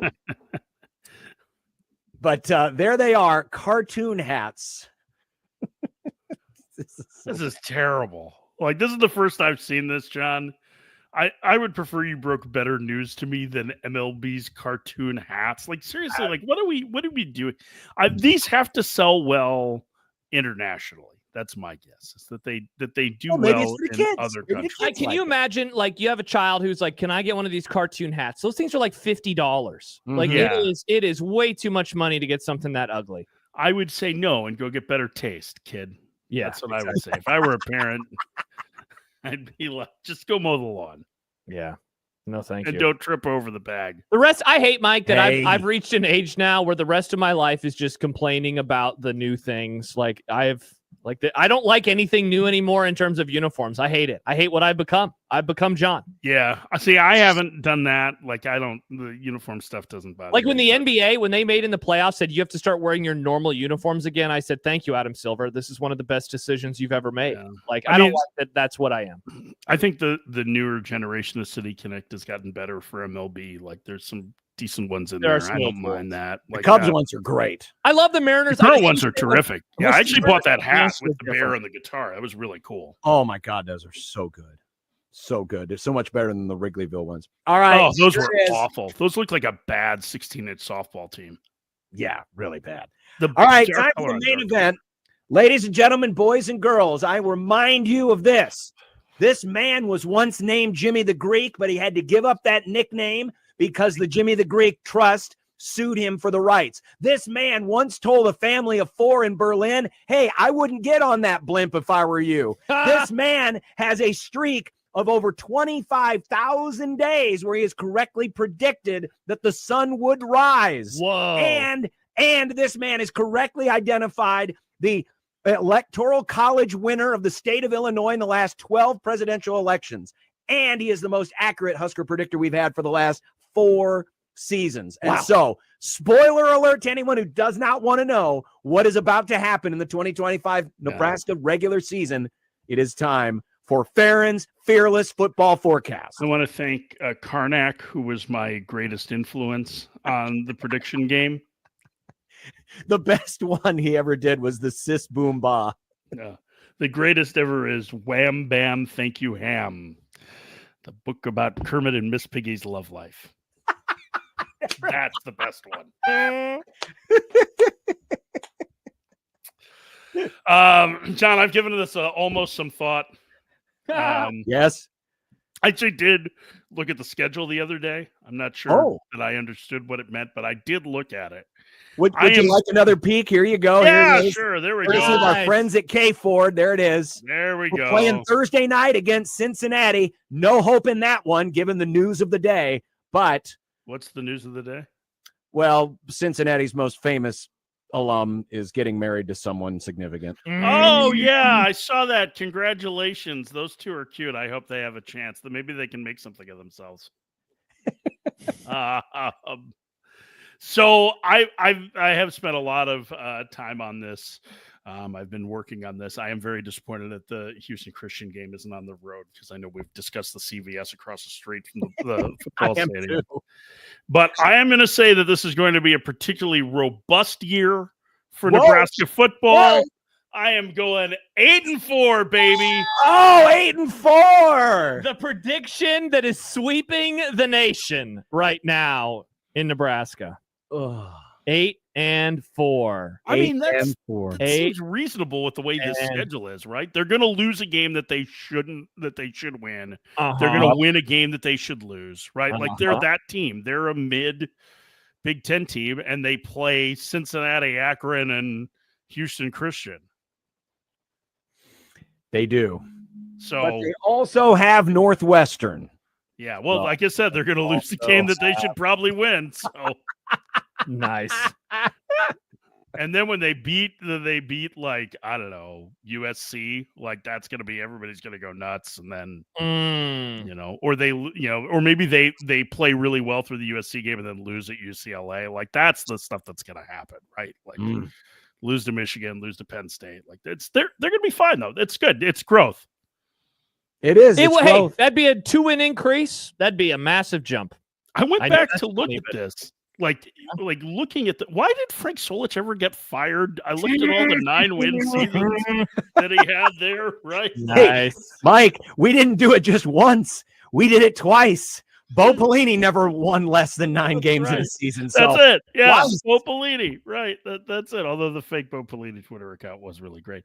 I think it still exists, right? So like I think just so, but Josh wouldn't know because he's banned from Twitter. Who rescued whom in that situation? Yeah, indeed. True. All right, there it is. 8-4. You have been 8-4. 8-4 it All is. right. Mike Ferrian, Sirius XM MLB Radio. Have a great rest of your week. Hey, you do the same. And stay away from the sandstorms. I'll do my best. Bye, Mike. Turn your fan back on. He will. There he is, Mike Nice. Ferrian, ladies and gentlemen. Wow. All right. Another 8-4. The Gosh, prediction that and Severe said 9-3 yesterday, right? Yeah. So we have 8-4, 8-4, 8-4, and a 9-3. We have Bruns coming up. John, I think I know which way he's going because I listened to the Husker 24/7 Sports Podcast this morning. Well, we'll hear from Bruns on our own here at the bottom of the hour, but coming up next, we'll hear what Matt Rule had to say. And still to come, Husker 10 questions. 10 questions about the upcoming season. We'll see how good we are in hitting on these. Nice. On 1620 The Zone.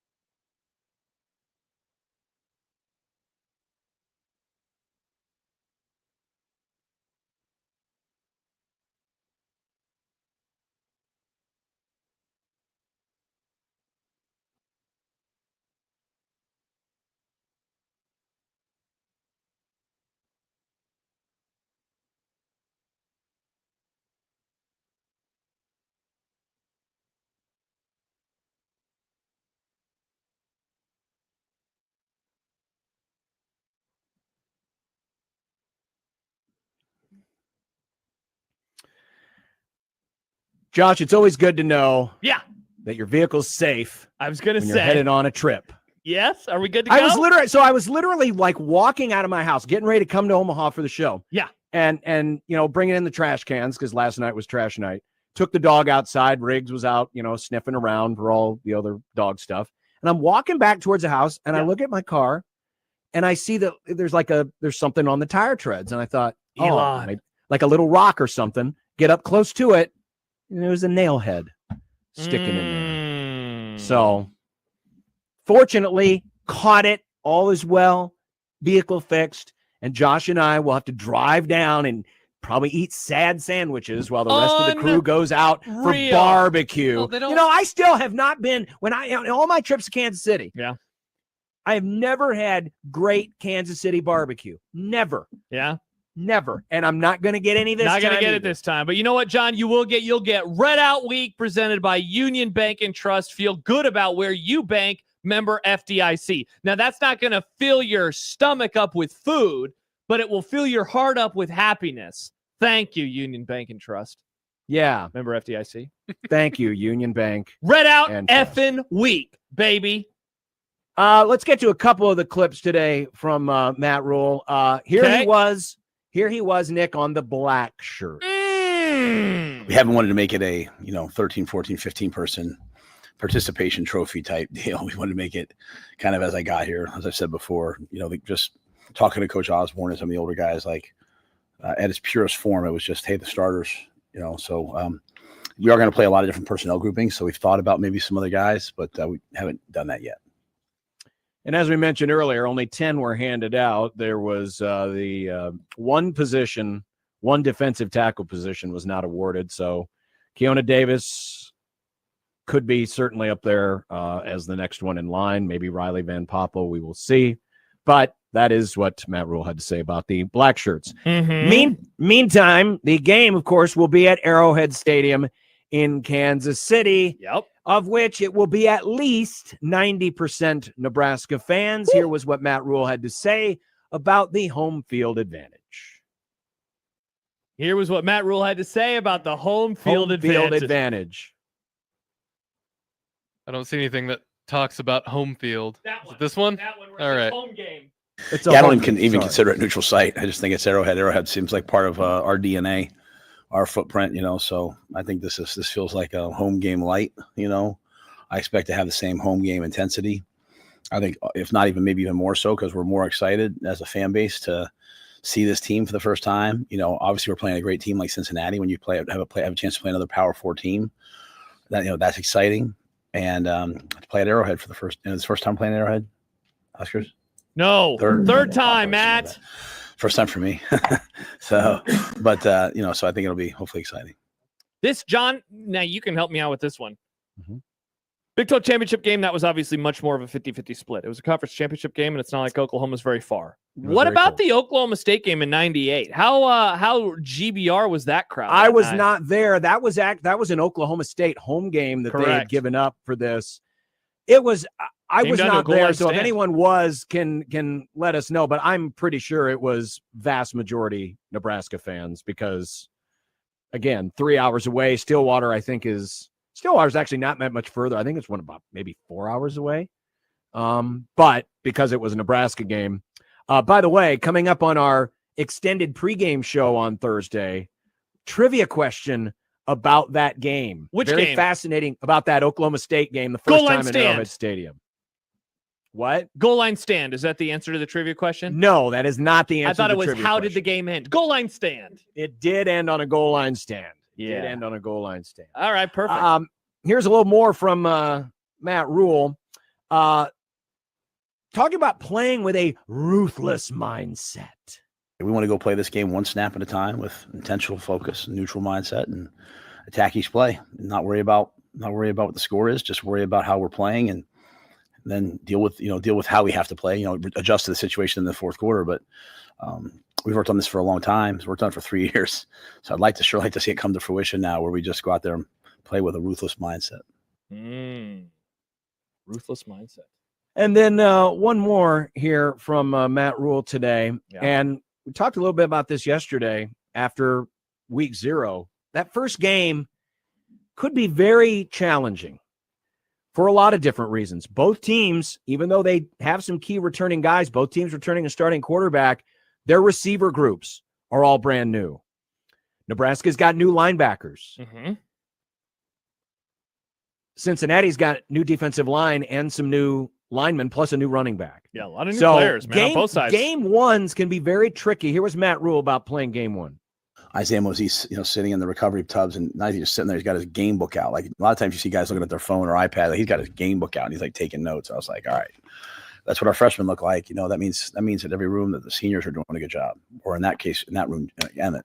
So, so I feel confident that we'll play. And at the same time, also knowing the first game, you don't know what to expect. Like Cincinnati could come out and it could be all 4 down. It could be all cover 0. It could be all, they could come out and they could have gone to high tempo. They could have, you don't know. So you have to have smart coaches and coordinators and players who can adjust on the fly. And I think we're prepared for that. John, in this era, I mean, every first game is so interesting because of just how little we know about the rosters and the contributors. Some teams you're going to know more about than others, like Clemson this year, I think, right? Because of just how many players return. But Nebraska, Cincinnati, a lot of the key contributors are new pieces.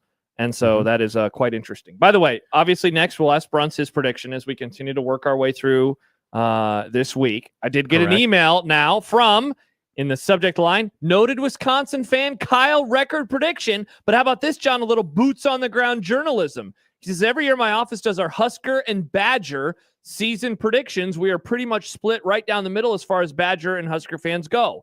The office Husker fans are very 8-4 pilled. Personally, I have them 6-6 with losses to Michigan, Minnesota, USC, UCLA, Penn State, and Iowa. John, that would mean 4 losses in a row to end the season. Yikes. The whole office has Wisconsin at 4-8 or 5-7. I am personally at 4-8. So he is out on the Badgers. By the way, speaking of the Badgers, if you turn it to BTN right now, Nebraska's whooping that ass last season in Lincoln, Nebraska. They're currently up 27-10 early in the third quarter. A couple other quick notes. The conspiracy. Kyle QAnon will be the starting kicker. Where one and we go, Vincent we kick Shavers, all. there was some concern about the hammy. He will play, according to Matt Rule. Dude, hammy ain't no joke. Remember, people forget I had a hamstring injury earlier this year. And fall is no joke, and it's right around the corner, and this is your chance to win a season pass to Vala's Pumpkin Patch. 1620, the Zone is giving away 2 2025 season passes to Vala's, so you can enjoy it unlimitedly throughout the season. Enter to win today at 1620thezone.com. Coming up next, it'll be Michael Bruns on Red Out Week, presented by Union Bank and Trust on 1620 The Zone.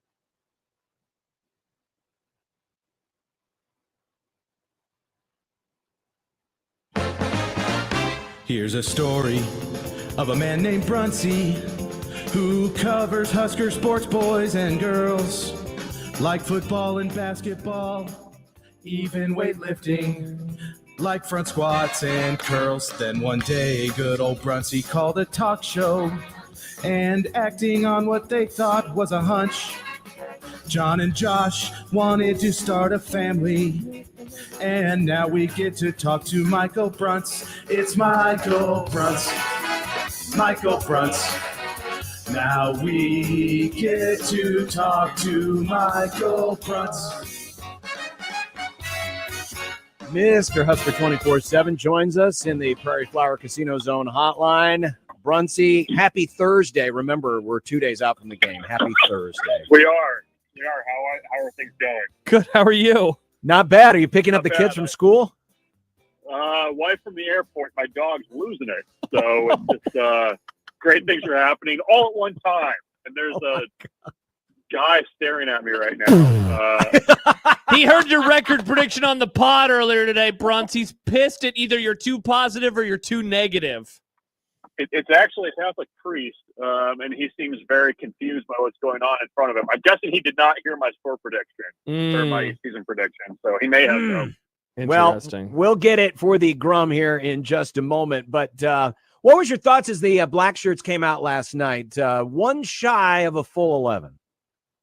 Yeah, the mystery man. Apparently Jalen George or Fiona Davis, which that in itself is interesting because Jalen George was basically in a green jersey for most of fall camp, missed the spring, and he was a guy that when they brought him in, they thought that he could help them right away. And I mean, at least the fact that there's a question there between the two of those guys, that's something. But no, I mean, Matt Rule said today he didn't want to make it a participation trophy. They didn't want to water it down. I mean, I think they certainly did that because there's probably 3 or 4 more guys that you could say could have probably made a case to get one. Vincent Shavers being one. That's kind of in that rotational mix. Donovan Jones being another, who John Butler said is basically a third starter. So I was okay with it. I like it when it's a little bit more streamlined and you don't get 16 guys getting black shirts or what else? What else have we got in the past? Guys handing them back, punters back. I mean, yeah. I mean, I'm okay with the way they're doing it now. So, Bruns, you just mentioned some of the players, some of maybe the transfers that are fighting for that last spot. So, coming in to August, I think that if you said, "Hey, which of the transfers are going to contribute?" It would have been like really contribute. It would have been a fairly short list, I think. Right? It would have been the 2 receivers, of course, in Key and Hunter. The offensive linemen and Spindler and Pritchett, Watson, Trent, McCullough. I'm wondering, outside of maybe those obvious names, and help me out if I'm forgetting another obvious name, which one now are you kind of most bullish on in the early part of the season, given the way that this August was able to unfold for them?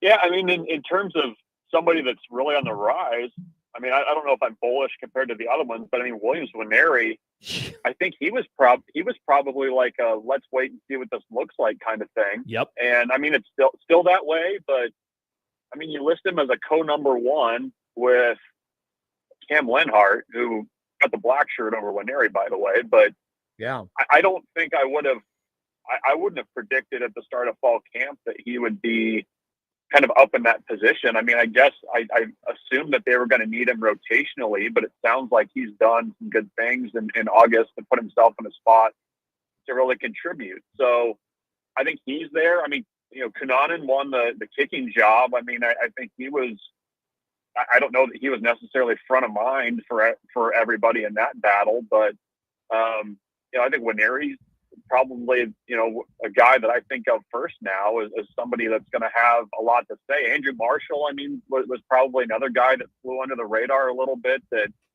didn't have the fanfare of some of those other guys especially on offense, but he's going to be a huge part of that defense. And I think it's probably going to have a role on special teams as well, just given his background. One name that I don't know if anyone has mentioned or that at least we haven't talked about yet is Donovan Jones, the redshirt freshman defensive back from Omaha North. He was described yesterday by John Butler as the third starter next to Wright and Marshall. Did that surprise you when you heard that? Not too much. I mean, I think they were going to find a spot for him regardless. But I mean, I think I was at least initially surprised a couple weeks ago where they said, no, he's actually working at corner more because he'd been a safety in the bowl game.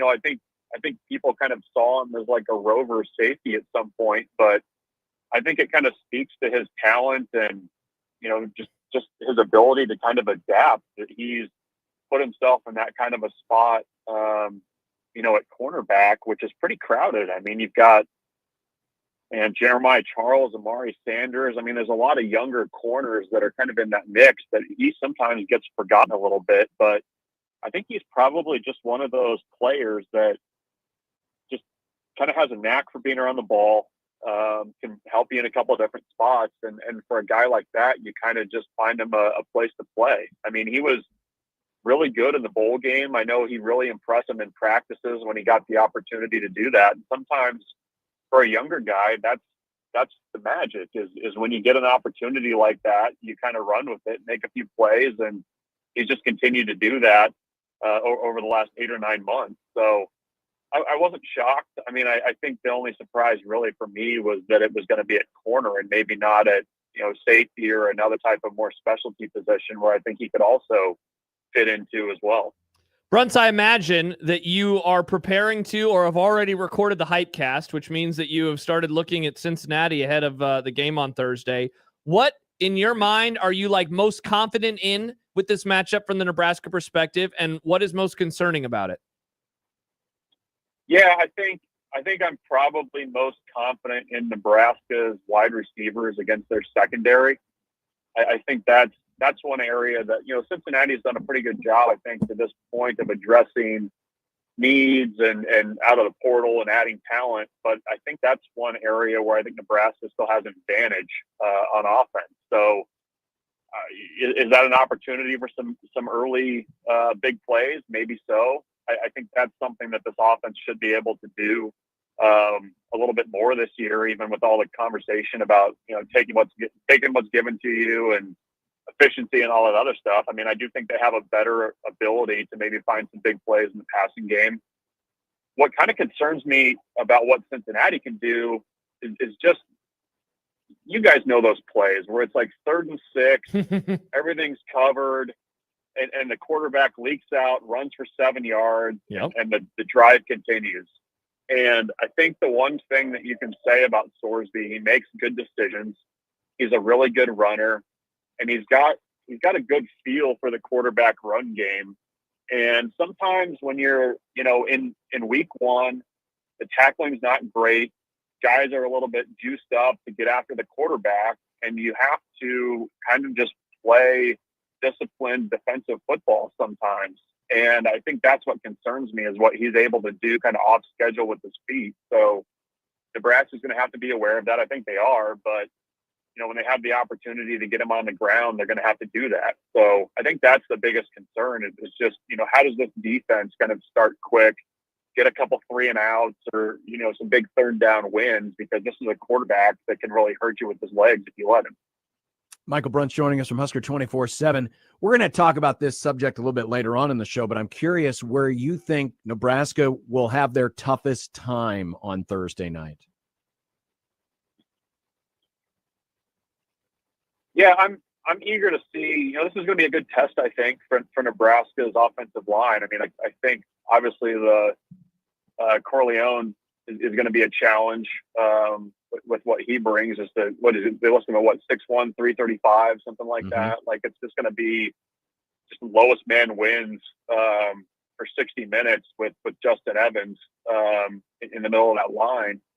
But they've got a good front seven. I think I'm kind of eager to see how Nebraska is able to run the ball. That's going to be, I think, a pretty tall task early on in the season here. So I think that's going to be a matchup to note is whether Nebraska can, stay in second and third manageable by running the ball on first down. I mean, even going back to, what Dana talked about a lot this spring was they, repped the interior running game.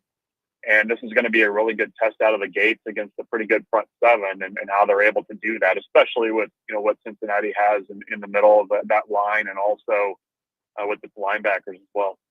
All right, Bruns. Right now, we have 4 predictions from our regulars in the books. Kent Wolgamott kicked it off on Friday. He went 8-4. Yesterday, Mitch Sherman. He also went 8-4. Michael Severe, yesterday was our first 9-3.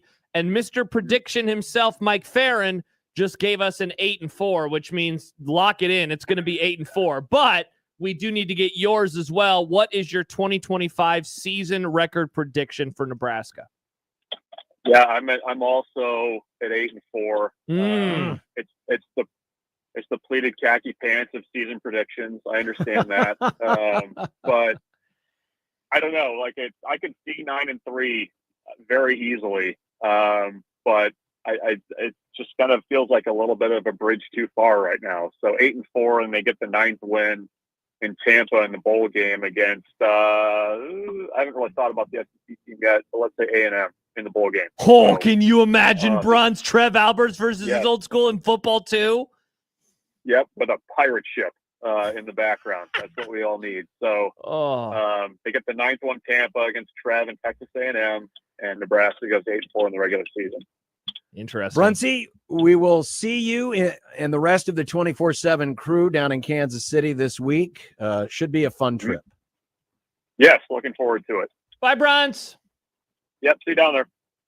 Michael Bruns of Husker 24/7. So chalk up another 8-4. Wow. I'm starting to think I was wrong. Yeah, you said 9-3. I thought 9-3. Yep.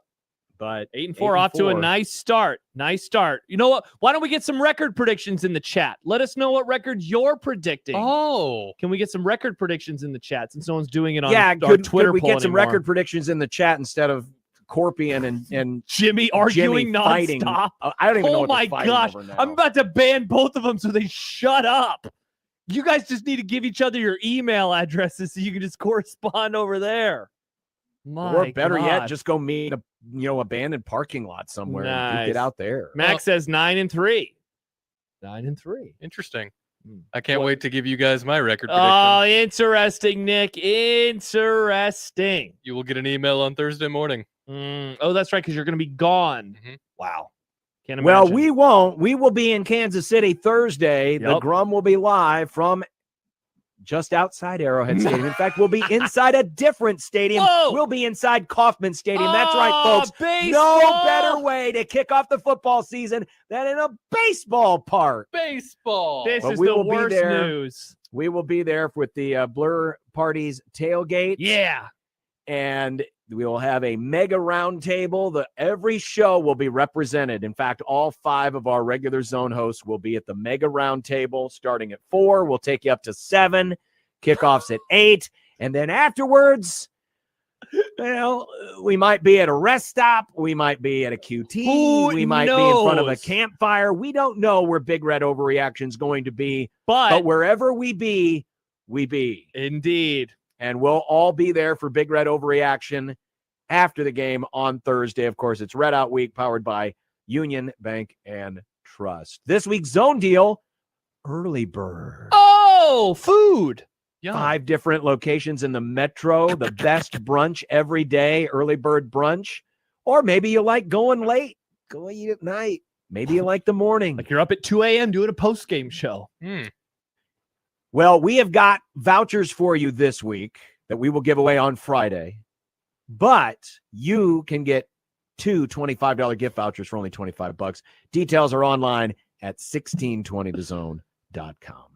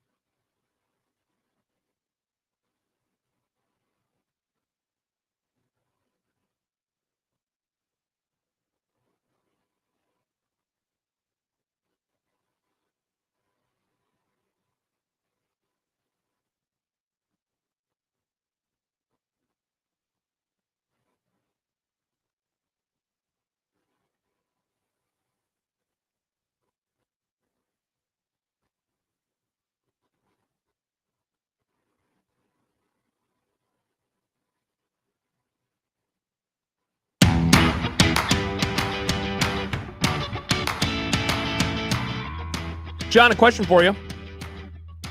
Before we get to 10 other questions. Yep. I got a text from David that asks, Yep. do the Rams really have a slogan that goes, welcome to the Ramily? Mm-hmm. Cool. What's up, Ram fam? You think Stibbs is more triggered by Ramily or Manajays? Who up ramming, am I I right? don't give a damn. You can be triggered about them both. I don't care. I don't care. Rascal Flats is bringing their Life as a Highway tour to Omaha Saturday, January 24th at the CHI Health Center. And you can find out more at 1620thezone.com. And apparently we have tickets to give away to this. Whoa, nice get, Nick. Thank you. Today and tomorrow. So we got to Oh! figure out something here, Nick. What do we want to do? The quiet game in our YouTube chat with two people in particular. Two people have to kiss and send us a picture of them doing it. Oh, that's a great game. If you kiss somebody and send us a consensual kiss. Consensual kiss, please. How about the first person to tweet at Josh? John, oddly enough, I'm getting mentions still. Oh. I can see my mentions. I just can't see anything else. Like this one from Corey. I was at the 2006 Big 12 Championship game. It was 70% Nebraska fans. So I Okay. am still getting tweets. I just can't tweet. You can't respond to them. So if anybody tweets at me, John, if we wanted to do that, we could give that away as a prize. We could say, oh, I can't respond to them, though. Yeah, you can. You get a prize. Just kidding. I can't respond to you. Well, I guess we'll figure out something. Perfect. I can't wait. That means Nick will figure out something. Nick, I can't wait to see what you figure out for us. Nick's leaning into that kissing idea. Smooch someone. Consensually. Consensual kiss.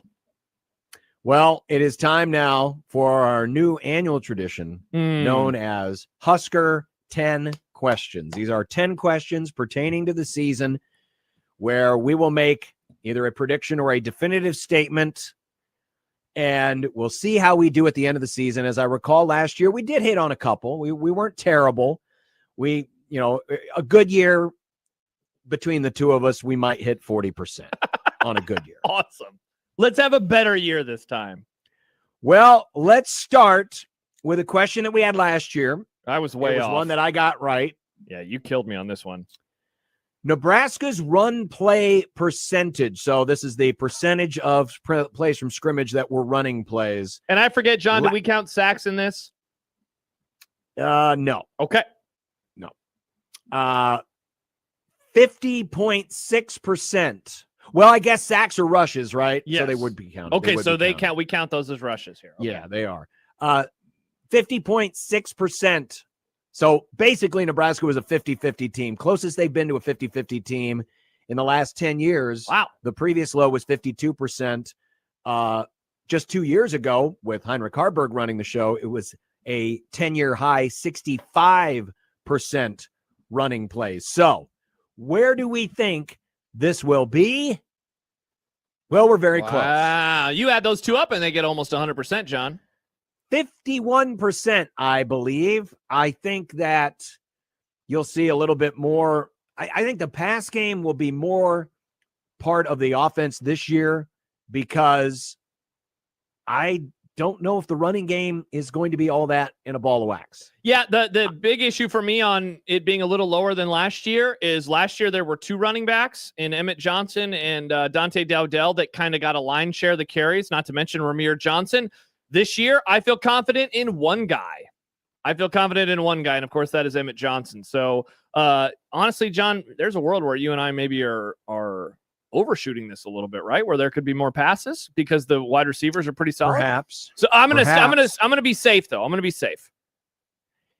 51%. Josh has 49.5%. Question 2 pertains to Dylan. Now, last year, if you remember, his first 6 games and his last 6 games were pretty different. The completion percentage was the same, but a little bit more yards in the first 6 games, a much better yards per attempt, 8 yards per attempt in the first 6 games. And I don't know if I might have it up here. I'm going to take a quick look at last year in terms of leading passers. In the whole country? 8 yards per attempt would have put Dylan in the top 30 in the country if that had been he stayed extrapolated through the whole season. Okay. But in the second, and by the way, 9 touchdowns, 3 picks. Second 6 games, yards were a little bit down, but the yards per attempt dropped dramatically to 5.9 yards per attempt and only 3 touchdowns with 7 interceptions. Looking at the, Josh, in the top 100 quarterbacks, because CFB stats only goes to 100. Mm-hmm. The worst yards per attempt was 6.7. So Dillon wouldn't even made the chart. So hit that stretch that he had in the last 6 games, and in particular, it was starting right after the Illinois game. So it was game 5 until Holgerson showed up. So you're really looking at game 5, 6, 7, and 8 and 9. Those were the ones that things really went sideways for him. And because of those 6 games, it dropped his season yards per attempt down to 6.9. Nice. That was tied for 86th in the country. 86th in the country. I mean, he's down there with Kaliak Manis from Rutgers. Oh man, we make fun of that guy. And a bunch of G5 quarterbacks. Okay. A bunch of G5 quarterbacks. So the question, just like last year, what will Dillon's stats be? Now, we didn't predict yards per attempt. That's just on here for reference point. We're going yards, touchdowns, and interceptions. Yards, touchdowns, interceptions. Here's what we have. I'm going to say that Dillon becomes just the 5th quarterback in Nebraska history to get to 3,000 yards. Now, remember, those records do include a bowl game. These questions only pertain to the regular season. Yeah. I'm going to go 3,005 yards, 22 touchdowns, 10 interceptions. I think the touchdown interception ratio will be better, but I still think there will be some interceptions. I think he will have about almost 300 more yards passing in 12 games than he had last year in 13. I am a little more cautious in mine. 2,765 passing yards, 16 touchdowns, 9 interceptions. John, one thing, and this is never a fun topic, so we'll try to move on as fast as possible, but he was relatively healthy last year, and so I also baked in a little bit of maybe misses some time this season into my numbers, in particular the yardage, because 2,765 across 12 games, I mean, all told, it's really not that much for an offense that I think will be relying on the pass quite a bit this year. By the way, 3,000 yards.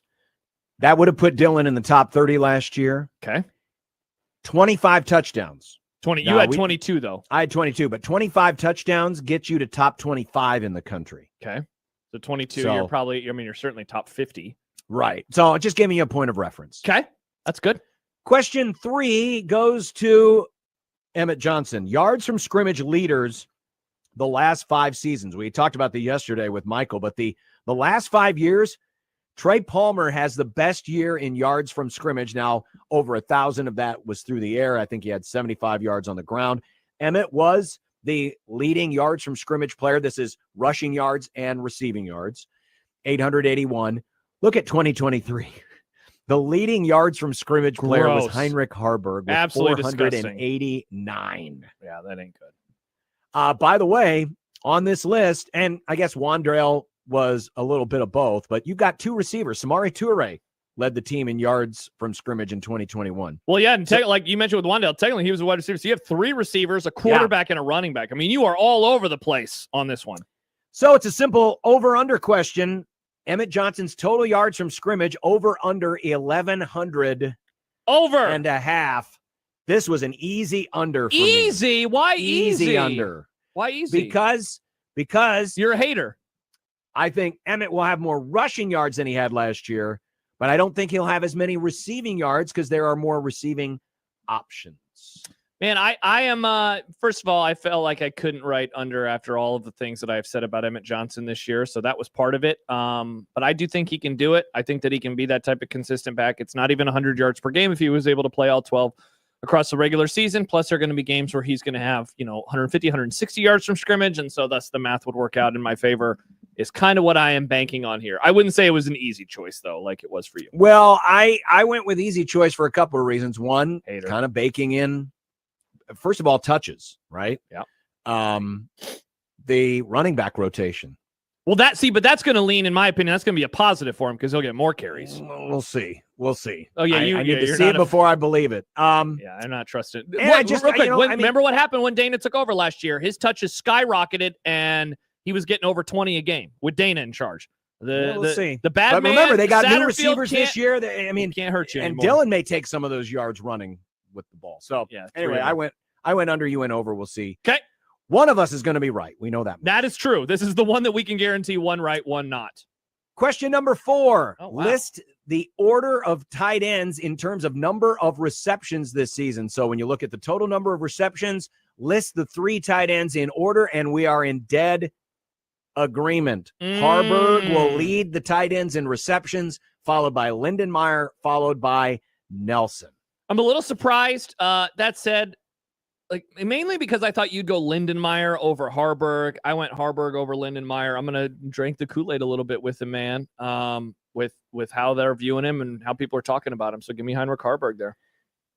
I don't know if there'll be. I see. I'd have to look back. I don't know if I have this right in front of me, but last year, take a look at the. I knew I should have just left this open instead of closing it like I did last year.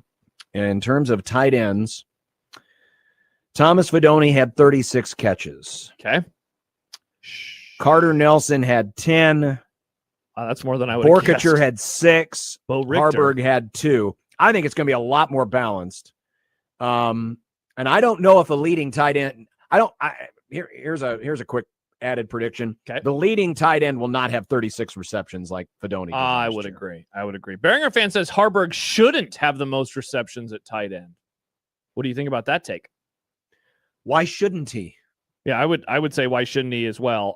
Nelson. He's the best. He may be the best athlete on the team. Yeah, Nelson's still coming back from the surgery. You know, Lindemeyer's a solid player, but Harburg's a better athlete. So yeah, give me Harburg here.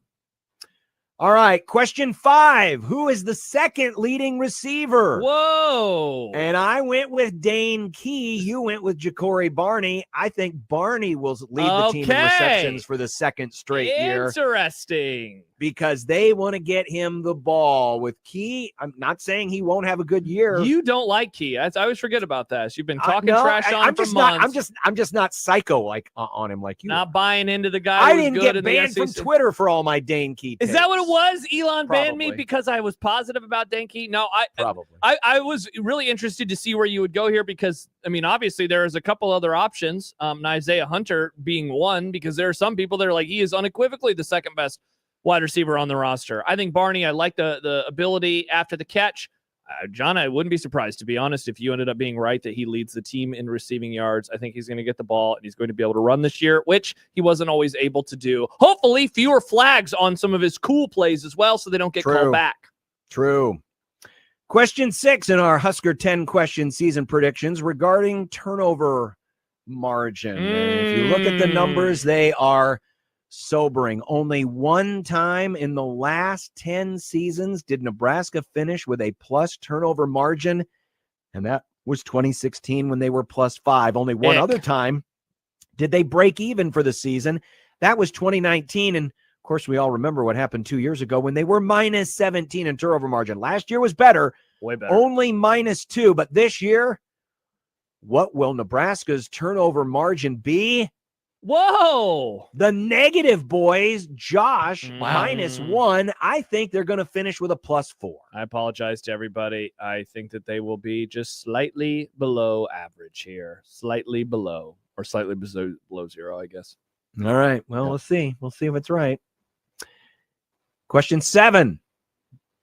Which will best describe the Husker special teams in 2024? Your options are incredible, pretty okay, average, or same old crap. Look at us. And we agree. We think it'll be pretty okay. Yeah, dude, I'm buying in. We talked about a lot of this stuff, right? So I don't even know if we need to go too much more in depth. The one area that I'm still just a little cautious about, I think, is the kicking game, just because of all the moving parts of it.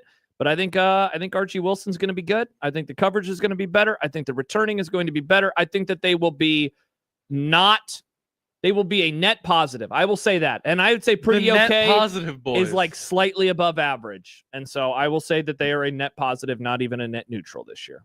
I mean, the way they keep talking up Archie, he better be the second coming. I can't wait to watch him. And so I'm gonna take them at their word. It's hard for me to think that they have 3 kickers in camp and can't find one that they can trust. I think they will have that.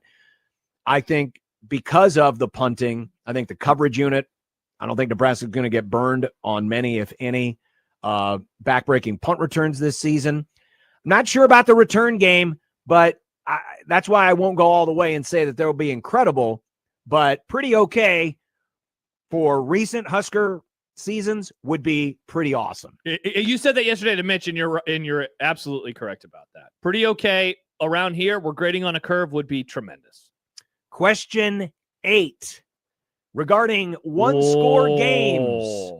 Matt Rule is 3-10 in his 2 seasons in one-score games, and only once in the last 10 years, again, 2016, did Nebraska win more than they lost in terms of one-score games. And 3 is the season high. They were 3-1 in 2016.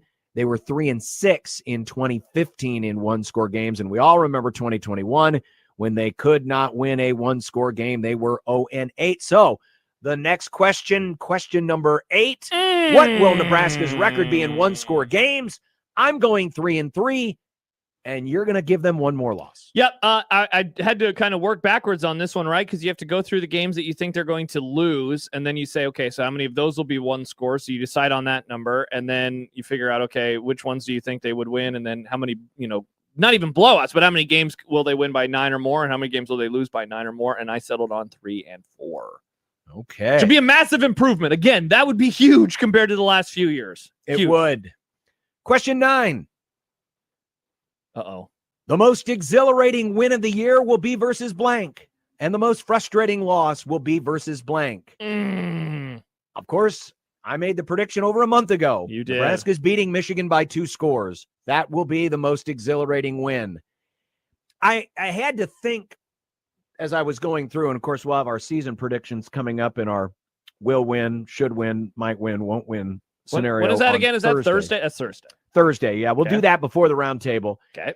And thinking about the lot, I don't think the Penn State loss is going to be frustrating because I think Penn State will. We're in agreement here. Will win that game. I'm not saying they're going to blow Nebraska out, but I don't think there will be a level of frustration to it. Then I also factored in, okay, who is it against? Where does it come in the schedule? Correct. That's who the important head thing. coach is. Who's the team? Is it going to be a team that you despise? Is it going to be a moment after a big win, et cetera, et cetera? Losing to Minnesota, trigger. I think would probably be the most frustrating loss. I mean, certainly another loss to Iowa like last year. Iowa would have been it. But I went Michigan, the most exhilarating win, Minnesota, the most frustrating loss. I went USC, the most exhilarating win, especially in those all-black uniforms. Can I get an amen, Nick Grimm? Amen. Thank you, Nick Grimm. But then they followed up by going on the road the next week and losing to the Bruins in the Rose Bowl, and everyone's sad. And John's doing bigger overreaction because it's not a home game. He's doing a bigger overreaction at 2 a.m. because it's a West Coast game as well. Can you imagine, John, if that UCLA game not only is a loss, but it kicks off at 9:30 Central? Double trigger. Finally, question 10. Yep. Fill in the blank. Going into year 4, Nebraska fans will feel blank about Matt Rule. Uh-oh. And you said frustrated. I said frustrated. Stay tuned for Thursday when I give you my record prediction. I went with fairly positive. That's kind of like pretty okay for the special teams. Oh, the fairly positive boy.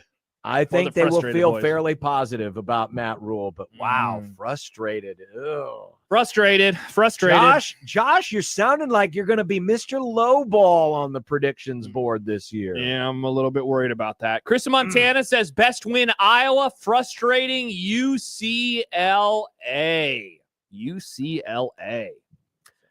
I will post these up on our JTech Construction Zone Twitter page for review. And of course, like we did last year, we will go back at the end of the regular season and review all of these. We didn't do the postseason one. We usually do a postseason one. I forgot to add that this year. Let's do it right now. Okay, so they got this win over Boston College, John. That was a big win. Man, this offseason is going to be long, but what do you think about the team right now?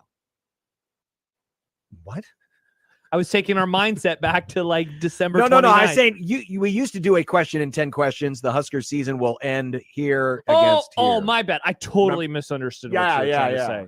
Yeah, that's right. We did because we were like, the season will end in Iowa City and Scott Frost will be cleaning out his office. Like that. Yes. That was the Mad Lib. Yes. Oh, yeah, that would be a fun. That would be a fun one. Well, you know what? Let's put a pin in that. And let's do that on Thursday. We'll save it for the round table. Perfect. We'll save it for the round table. So there it is, our Husker 10 questions. This is Red Out Week, powered by Union Bank and Trust. Coming up next, looking ahead to Thursday night, where should Nebraska be most worried? Good question. We'll discuss that. Steve Sipple still to come. Hot takes. Super hot take market. I'm shopping in a new section Uh-oh. of the super hot take market. Oh, is that the section you need an ID to check out of? Like there's a curtain. Maybe. Whoa, Pee Wee Herman's hanging out back there, John. Is this the section? John. Well, that would be pretty bold of him to be hanging out there. We'll tell you more about that as we continue on 1620 The Zone.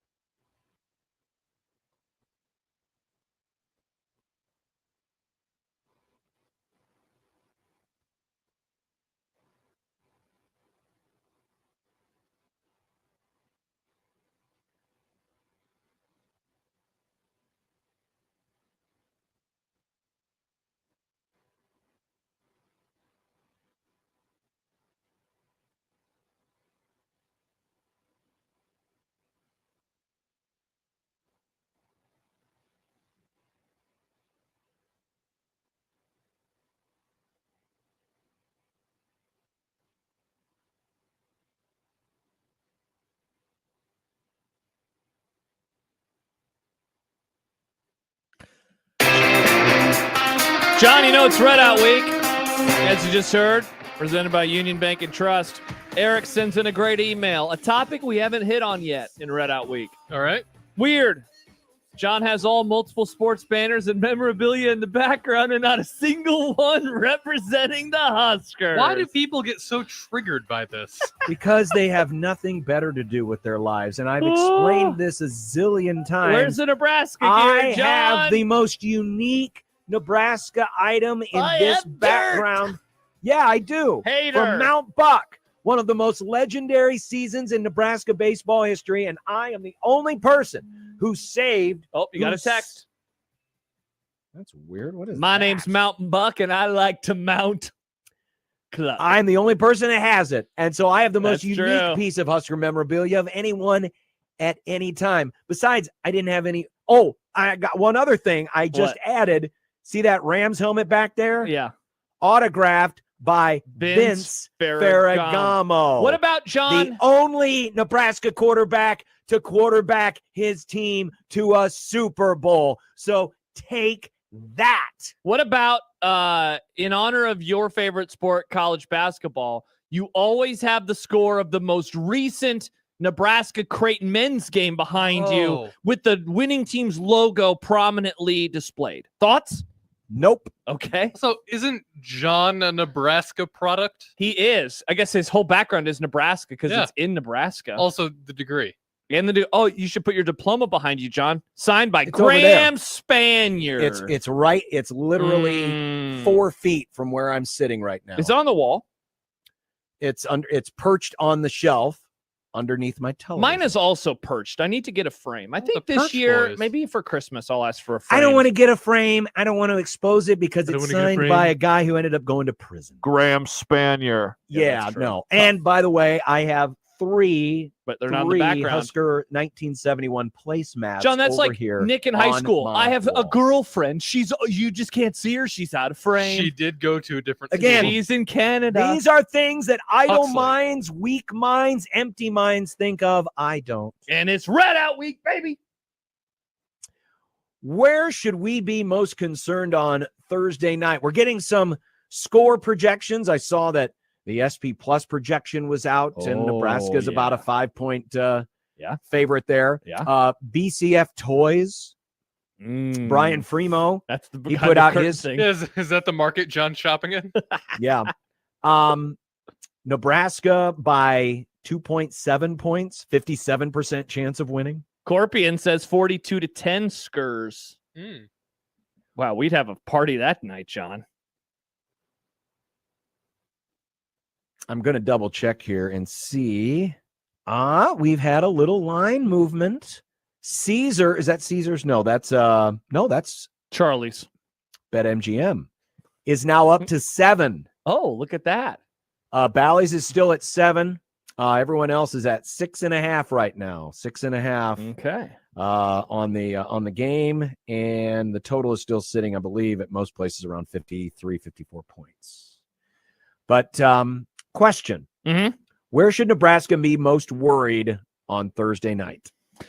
Man, I really do think it's something that Michael, I think, has brought up every time we talk about Cincinnati, and it is Sorsby and his ability to move in the pocket and to run. I watched some of his highlights this morning from last year, and like John, I wouldn't call him like traditionally fast, from I don't even know if I'd call him a dual threat quarterback. I would call him a quarterback that is able to move. And I do think that there is a difference, and maybe I'm splitting hairs here, but and Bruns brought up this scenario, I think, when we were talking to him a little bit earlier. 3rd and 6. Nebraska's done a pretty good job. He gets to move in. He is able to escape the pocket. He runs. He gains 7 yards, and they're able to move the chains.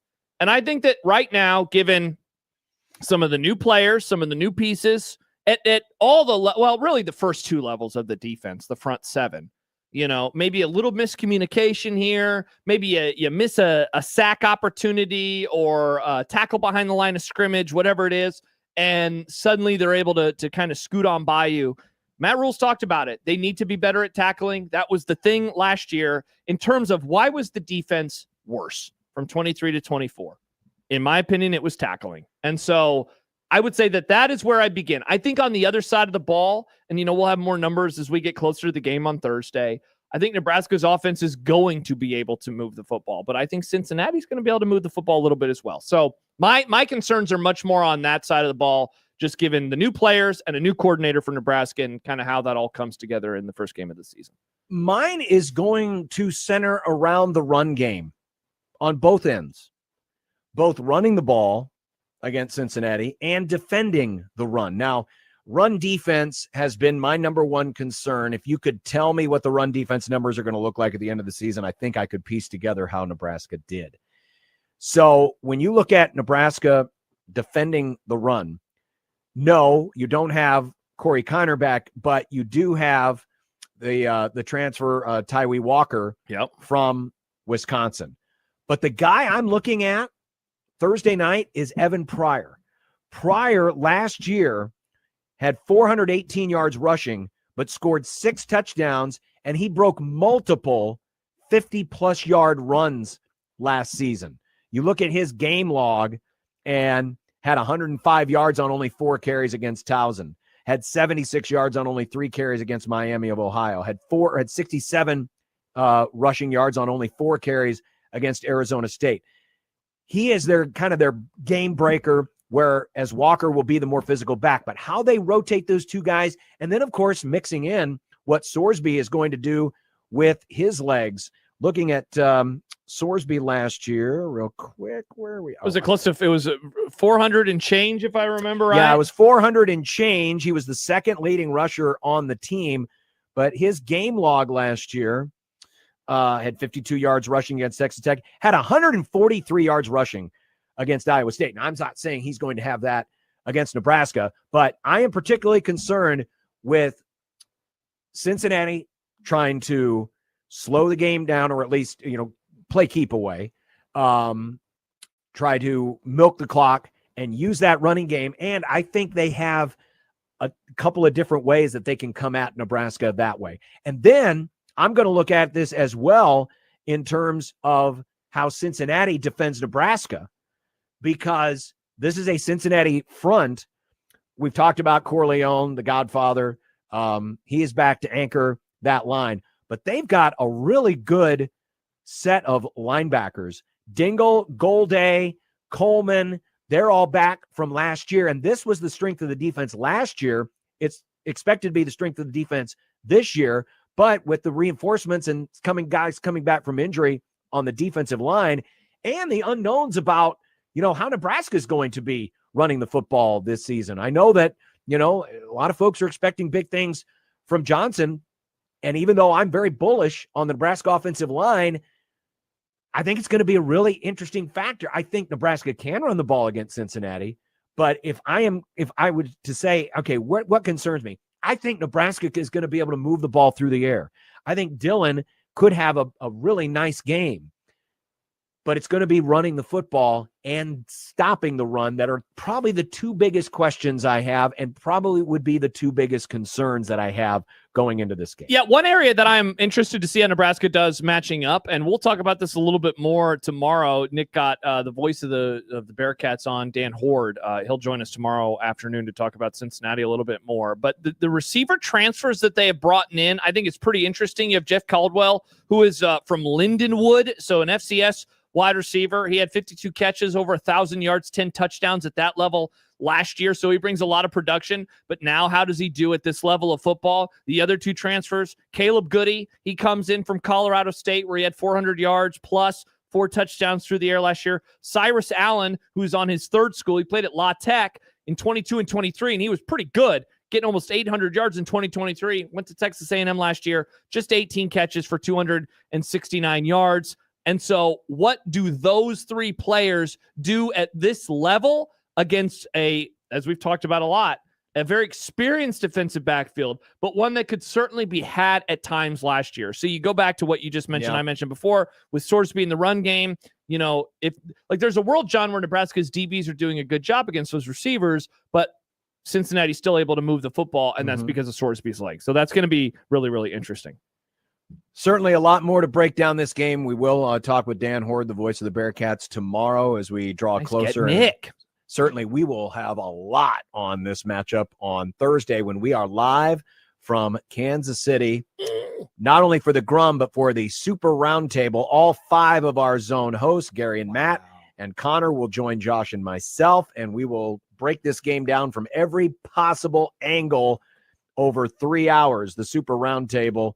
And then afterwards, Big Red Overreaction. And while we're on the subject of doing pregame shows, don't forget, we've got 1620, the pregame for every home game this season. Every home game this season, Michael Severe and I will be live from the Blur Party's tailgate underneath the I-180 overpass at Memorial Stadium. Nick will be there we will break down the game. You know Michael's going to be there, so we're going to have gambling talk. Nice. And we'll get you ready. So make us part of your new driving to Lincoln tradition or your morning tradition if you're not going to the game. Instead of watching, log on to YouTube. Log on to YouTube and you'll get a full Husker preview with all of Michael's breakdowns, all the gambling, all the fun. 1620 the pregame. Every Husker home game this season live from Memorial Stadium. And as Nick said, he'll be there too, blah, blah, blah. But speaking of Nick and things, Nick, if you want a pair of Rascal Flats tickets, all you have to do is call me right now with the answer to this question. Okay. Which Pixar movie was Rascal Flats featured in? Is there only one? As far as I know, there's a big one. There's a big one. Say it again. Say which big one. Which big Pixar movie was the Rascal Flatts song featured in? Okay. There you go. If you want tickets to see Rascal Flats coming to Omaha in Bugs January, Life. 402-951-1620. 402-951-1620. Get in now. Answer the question. Ask it one more time, Nick. Which major Pixar movie was a Rascal Flatts song featured in? Perfect. Call now, 402-951-1620, Prairie Flower Casino Zone hotline. Win those Rascal Flats tickets. And when we come back, we're going to get our shopping carts out and load up with some super hot takes. I'm worried. No, you should not be worried. I'm a little I got some good ones this week. Okay. Next on 1620 The Zone. Hey everyone, Josh Peterson here for KRT Athletic Muscle Cream. It was yet again another great run for your boy this morning. I can't stop saying enough good things about KRT Athletic Muscle Cream by Control. You can start saying good things to your friends and family as well by going to krtrelief.com today. Free shipping on orders over $15. You can get 10% off as well. Maybe you've been dealing with some muscle fatigue. Our friend Michael, he did all those miles, all those steps, was dealing with some pain. Well, I know that KRT Athletic Muscle Cream can help out someone like him, whether you're riding the bike, whether you're going for the runs, whether you're doing 50-mile marches, or maybe you're just getting up there and your body just doesn't feel like it used to. This can help you, and take it from me, it has helped a ton over the last couple of months, and now I'm feeling good again. Starting to look at 2026 and say, should I put a marathon back on the calendar? For a while this year, I had not been thinking that way. Back pain, cramp pain, strains, muscle fatigue. It will help you get outside, hop on the bike, go for a walk, or go for a run once more. Go to the website, krtrelief.com, and claim 10% off of your order today. It's krtrelief.com.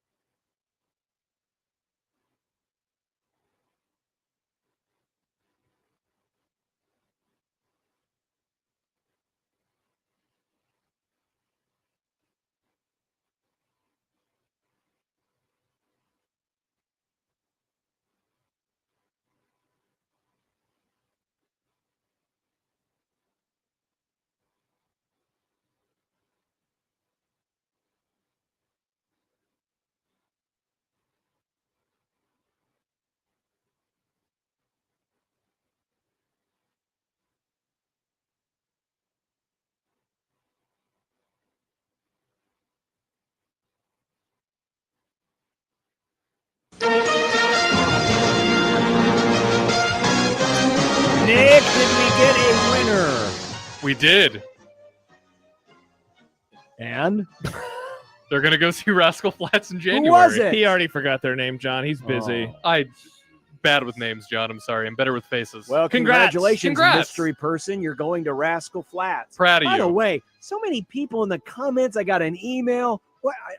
I'm not familiar with Rascal Flats. Don't listen to their stuff. But man, what is all the angst about Rascal Flats? I don't know. It's one of those bands where people think it's cool to like poop on them. You know, it's like Imagine Dragons or Nickelback. You know, poop. Okay. It's just one of those bands people like to pile on. Like for nerd some reason. turds? Yes, like nerd turds. Interesting. All right, super hot take market. Here we go. What weird-ass place are you taking us to this time, John? I ain't taking you to a weird ass place. Okay. I am going to tell you my hot take. Good. Thursday night is a busy night of college football. We won't be able to enjoy any of it except one game. Yes. But a 6-point or greater underdog is winning outright on Thursday night. And I'm going to give you some nominees. Okay. Rutgers hosting Ohio. Be on the lookout. Okay. North Carolina State hosting East Carolina. I agree with this one.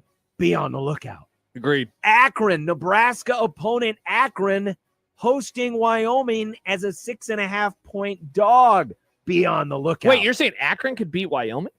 I'm saying be on the lookout. Okay. Oklahoma State hosting UT Martin. Look out. Why? Because I said so. And okay, hard to argue with that. Minnesota. Minnesota. Minnesota always struggles in these first games. They do. They're hosting Buffalo, 17.5-point favorite. Buffalo. And finally, Wisconsin hosting Miami of Ohio as a 17.5-point favorite. A 6-point or greater underdog is winning outright on Thursday night. Interesting that you didn't mention the 6.5 to 7-point underdog that we will be watching at Arrowhead Stadium, John. I didn't mention it because I didn't want people getting mad. That would be upsetting. I like this hot take, John, except if it affects us in our post-game show. John, I have multiple hot takes, I believe, today. Anyway. I'm going to start with this one because I watched another episode of the Dallas Cowboys documentary last night. You stay tuned. The next 2 episodes will make me extra sad because now they have won their last Super Bowl. Here is my hot take. Players should be allowed to take off their helmets like they did in the 90s again. John, a cool part about 1980s and 1990s football, both in college and pro, was when a player would score a touchdown and take off their helmet and scream to the thousands of fans inside of those stadiums. And then they banned this. Do you remember Calvin Jones's touchdown run when he might have dropped the ball a little early against Colorado in 1992? What did he do next? He took off his helmet. He was running on the field. How cool did that look? Emmitt Smith taking off his helmet, looking up into the stands. John, we need to bring this stuff back. That's a hot take. What do you think? Is it a hot take? I don't know. Most people would agree with you. It seemed like you were going to be grumpy about it when I mentioned that I watched the Cowboys think it's a hot doc take because I think most people agree with you. Damn it, I pulled a Bishop. Because people think that, limiting celebrations is dumb. And I that was love a it. celebration. It looks so cool, man. Also, if a defensive player makes a big stop and he happens to pull his helmet off, and then all of a sudden they get a 15-yard penalty assigned, and they basically don't get the stop. To lose it on that, I get it if a guy starts a fight. Correct. But not if you take off a helmet. Correct. Yeah, I just don't think it's a hot take. My I think bad. Most people agree with you. Aaron says, I agree with this take, Josh. Unlike when I was 9 and 10, it's awesome. It is so cool, man. It's so cool. All right. I apologize. I don't like pulling a John Bishop, but I did there. I did not have a hot take. You can't mention anything about me because I'm shopping in a brand new section of I the don't super know. hot take I don't know market. if I like this. This is a super hot take. This is the new section called Bold Predictions. Okay. Very bold predictions. Okay. I have a bold prediction for Thursday night, and I'm going to the super hot take market. Nebraska and Cincinnati. Look, there's the Nebraska helmet. Someone's trying to take the Nebraska helmet back in their so pickup truck. big. Hey, look, there randomly exists the Pinstripe Bowl trophy. Apparently, no one's claiming it. Wow, that's too bad. Here is what's going to happen on Thursday. I think it's going to be a wild game on Thursday night. Oh, boy. I think we're going to see at least 6 plays from scrimmage. Combined. These are all combined. Yeah. 6 plays from scrimmage of 30 or more yards. That's a lot of plays. I think combined, we're going to have at least 4 turnovers. Oh, my God. John, stop it. Don't put this out there. I think combined, we're going to have at least 4 sacks. And we will get a defensive or special team score, a safety, or a touchdown. Yikes. Bold prediction for Thursday night. It's going to be a game to remember because it's going to be a little wild, a little crazy. Now, don't you like the new bold prediction section at the Super Hot Take Market? No, Mark says I can't handle a wild, close one. Yeah, John, this is frightening. I didn't say I'm not saying it's going to be close. I'm just saying we're going to have at least these many events happen. They could all happen on the benefit of Nebraska. Maybe it'll get split up a little bit, but this could all be Nebraska. I think though it's going to be a wild game. I think Cincinnati could hit a couple of big runs, but I also think Nebraska could hit a couple or more big passing plays. I think because it's the first game, it's going to be a little sloppy.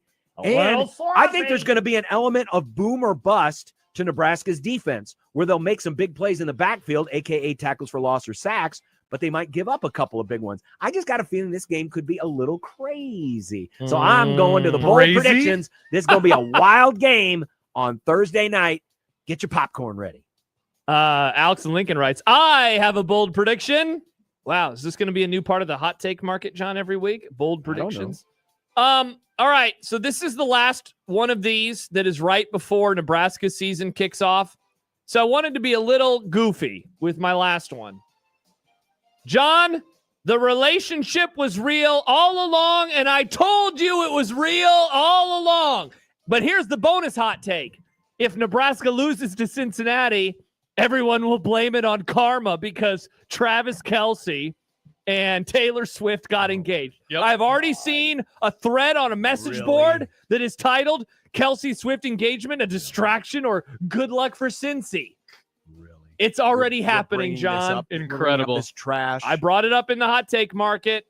See, that's not a hot take because most people believe you. Here's a hot take. I still believe it's a kayfabe romance. People forget that when the Macho Man and Miss Elizabeth got married in wrestling reality, in reality, they'd already been married and they were near the end of their marriage. It's all part of the plan. Vince McMahon's back there writing the script up. He's checking it twice, probably wrecking cars while he's at it. Cars? It's still a kayfabe romance.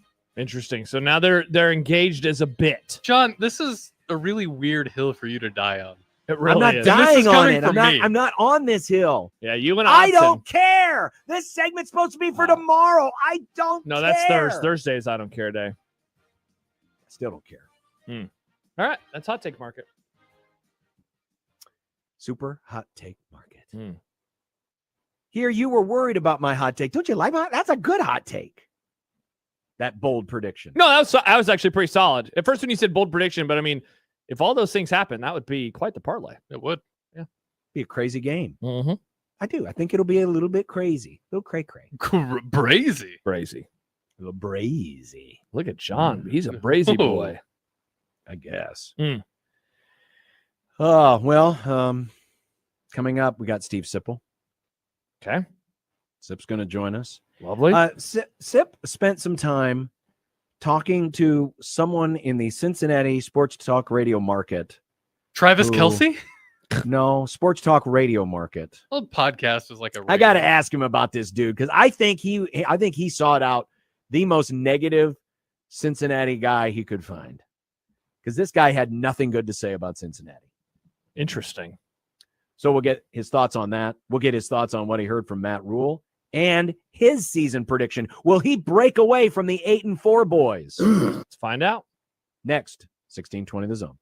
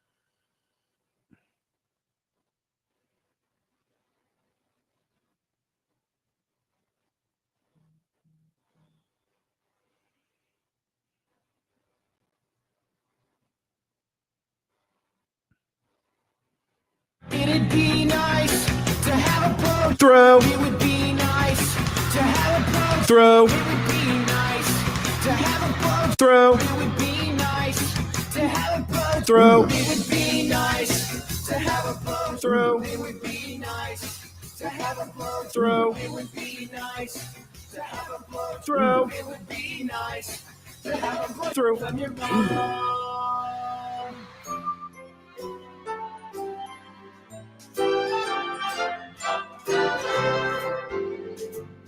Sipple the snowflake is one old triggered soul with reading glasses sitting on his nose and takes that really blow.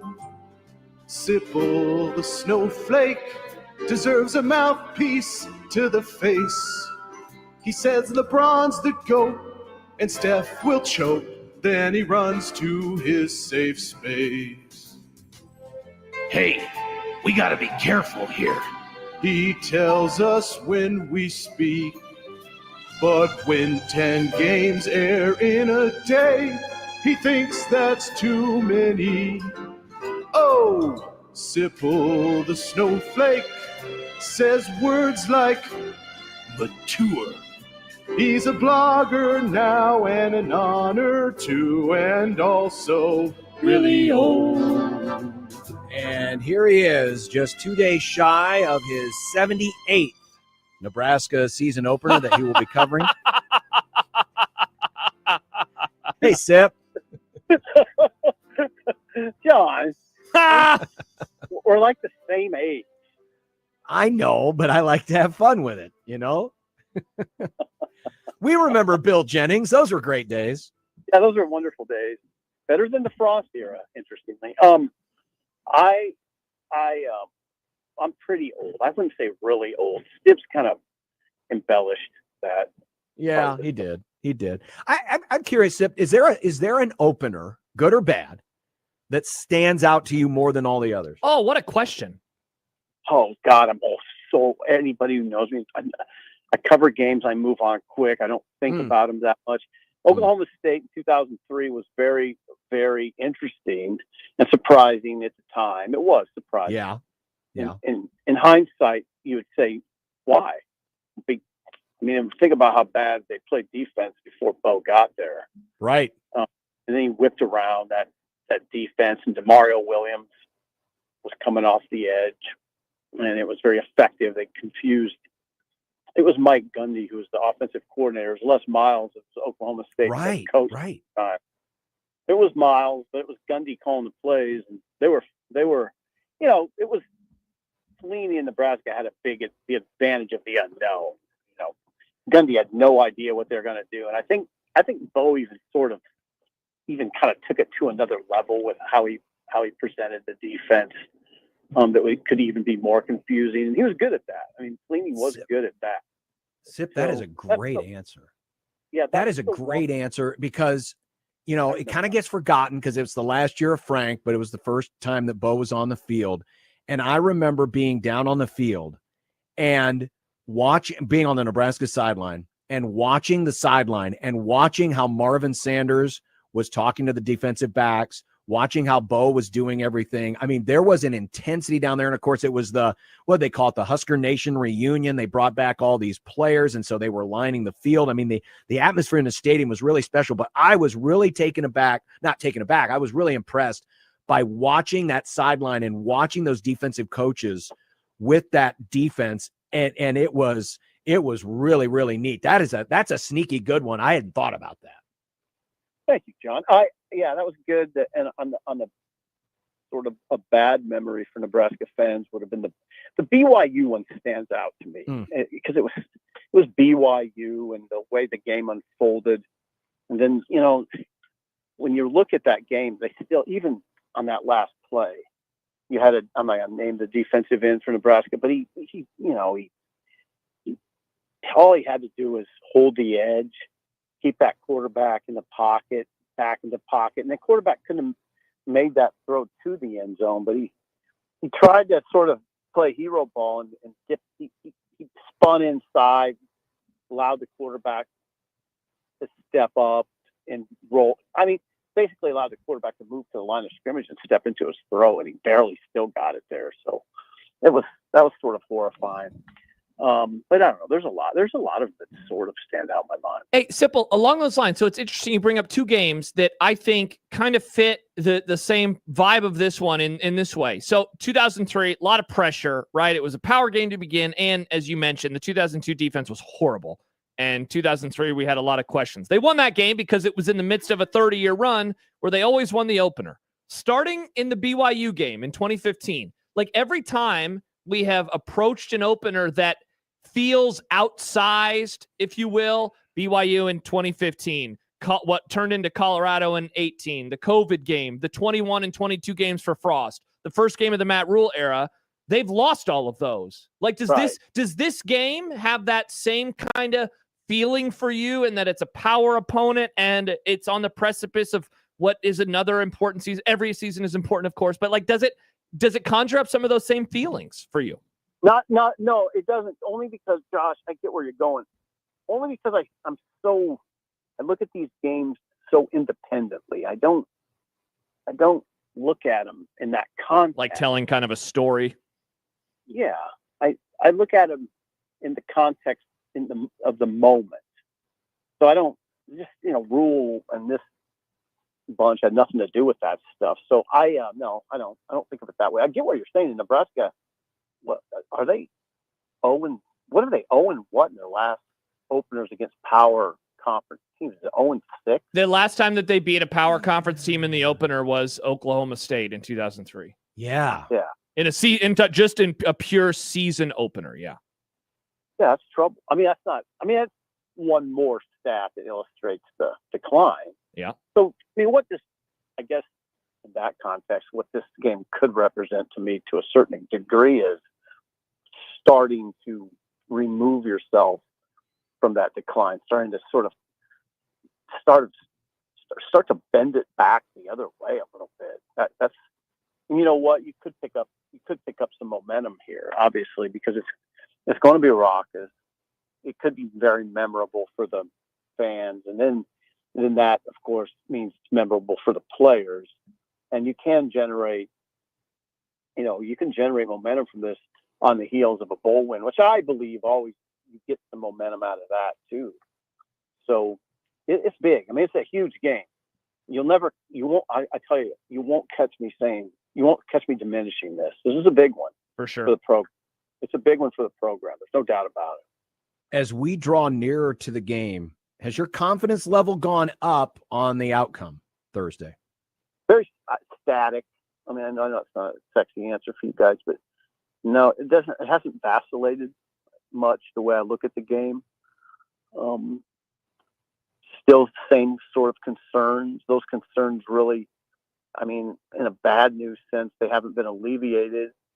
If you're a Nebraska fan listening to this, those concerns have not been alleviated. But Nebraska does have strengths that I'm confident will show out on Thursday night, and mainly that's the offensive line and Dylan Raiola, and those guys are they're healthy up front. Dylan's healthy. I just don't see anything holding them back. I think he'll be protected well, and I think he has guys to get it to. So guys that can make plays, guys that are legit playmakers that can help it, that can spin out of a tackle and run for 40 yards and run past people. I think they have some guys. Isaiah Hunter's that guy. Ja'Cory Barney's that guy. I think Dane Key's that guy. He has some guys to work with, a lot of them actually.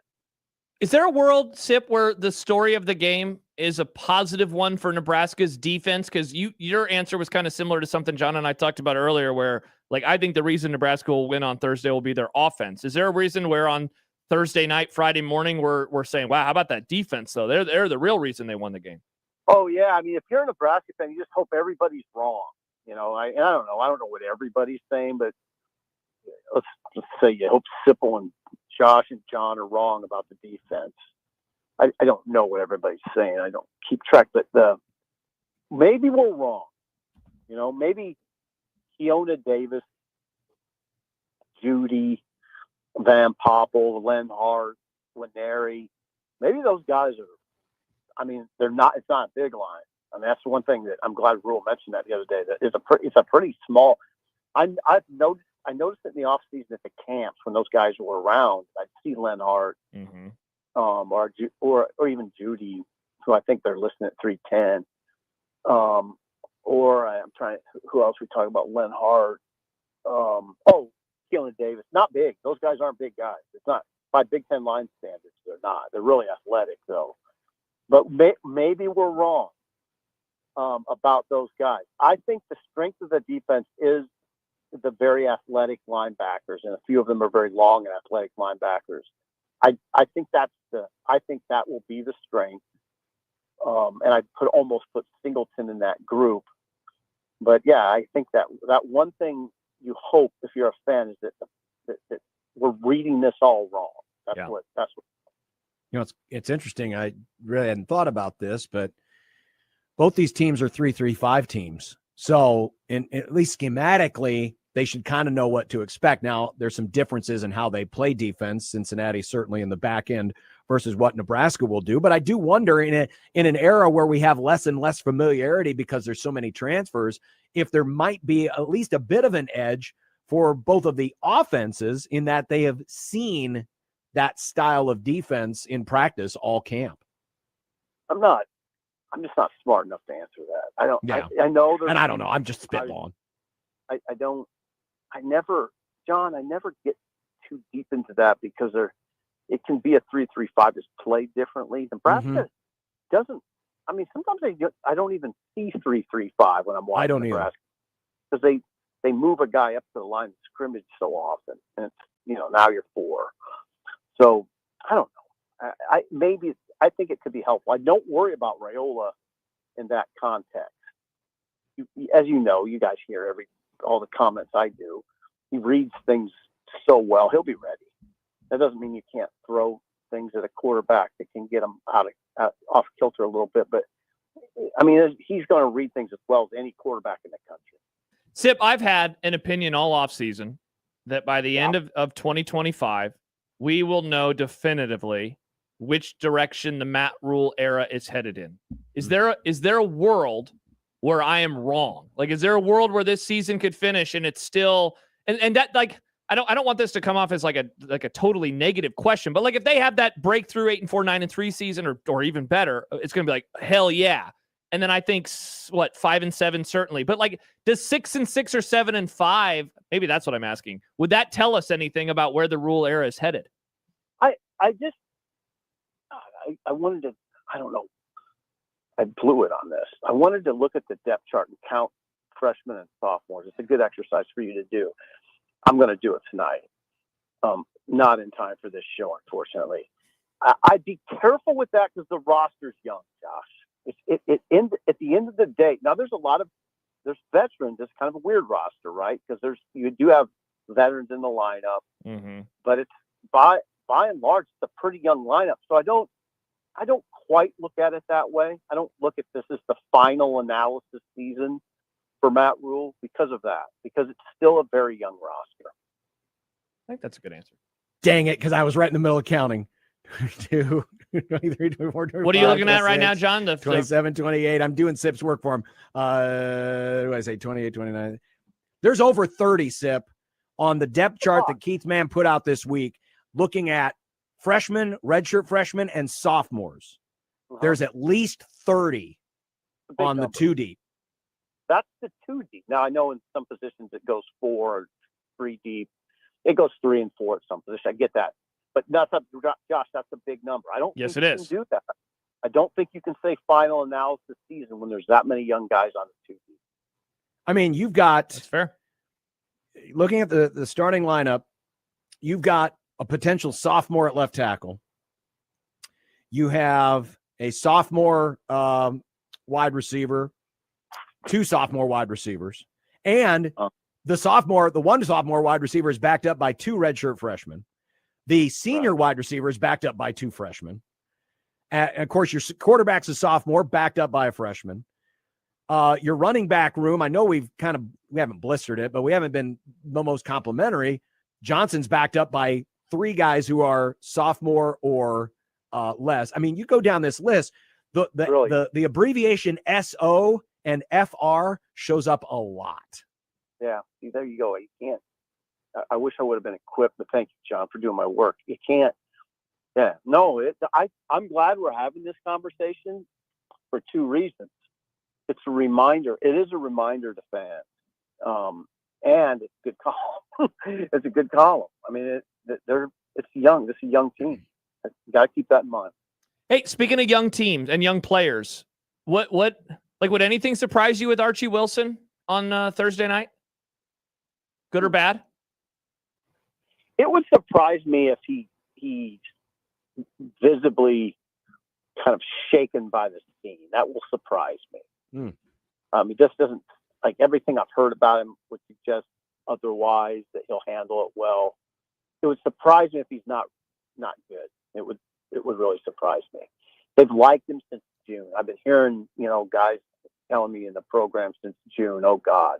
When he got here, and you heard Rule talk about how they put him out there and sent guys at him and made him, they were practicing. I mean, and he passed all the tests, and I think they got something there. But he's got to, it's got to be a scene. He's got to handle it. But I think he will.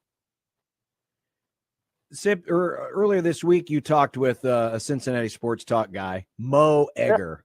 Man, what is it about sports talk names in the big cities, man? We got boring names like John Bishop and Josh Peterson. They got people like Mo Egger.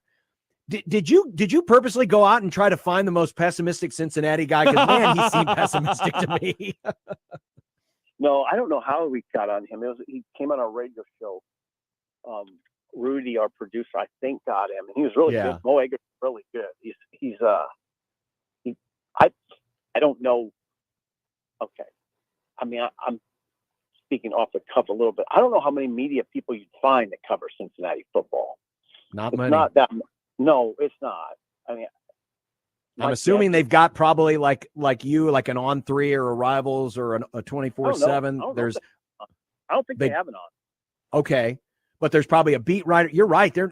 You might be able to count them who would like regularly cover them. Less than 10. Right. Yeah. I think that strikes me as high. I thought you were going to say on one hand. Maybe. I hope people understand that Nebraska is it's a much different world in Nebraska than Cincinnati, for the obvious reasons. The Cincinnati Reds and the Bengals and the Blue Jackets, hockey in Columbus. And this is a way different world. So when they're not good, it gets really lost. I mean, it's not on the tops. It's not. People aren't thinking about Cincinnati football right now. Spip, speaking of the depth chart and the young players, there's been a lot of conversation, and I guess you could even throw in the single-digit numbers and then the black shirts. Like, there's kind of been a lot of ways to define who are the leaders, who are the good players, and then ultimately who are the starters, right? Like, that's what the depth chart is going to teach you. Do you find it interesting that, in a way, those things are like, I don't know, it's almost like they clash a little bit, where it's like, hey, here's a player that's a top of one thing, but he's not a top of the other. Like, do you find that interesting at all? Oh, who are you talking about? Well, who I'm trying to figure out. So, like, earlier this week or on Friday, Williams Winery was listed, and I know he was listed as an or, but I guess I kind of found it interesting because, like, John and I talked about that on Friday and then Monday, like, wow, that's pretty fascinating. And then he ends up not even being a black shirt. And, like, there's a couple players, right, where they weren't a one and then they got a black shirt or vice versa. Like Van Poppel's the one that gets brought up. Van Poppel has a single digit, but he's a backup, No,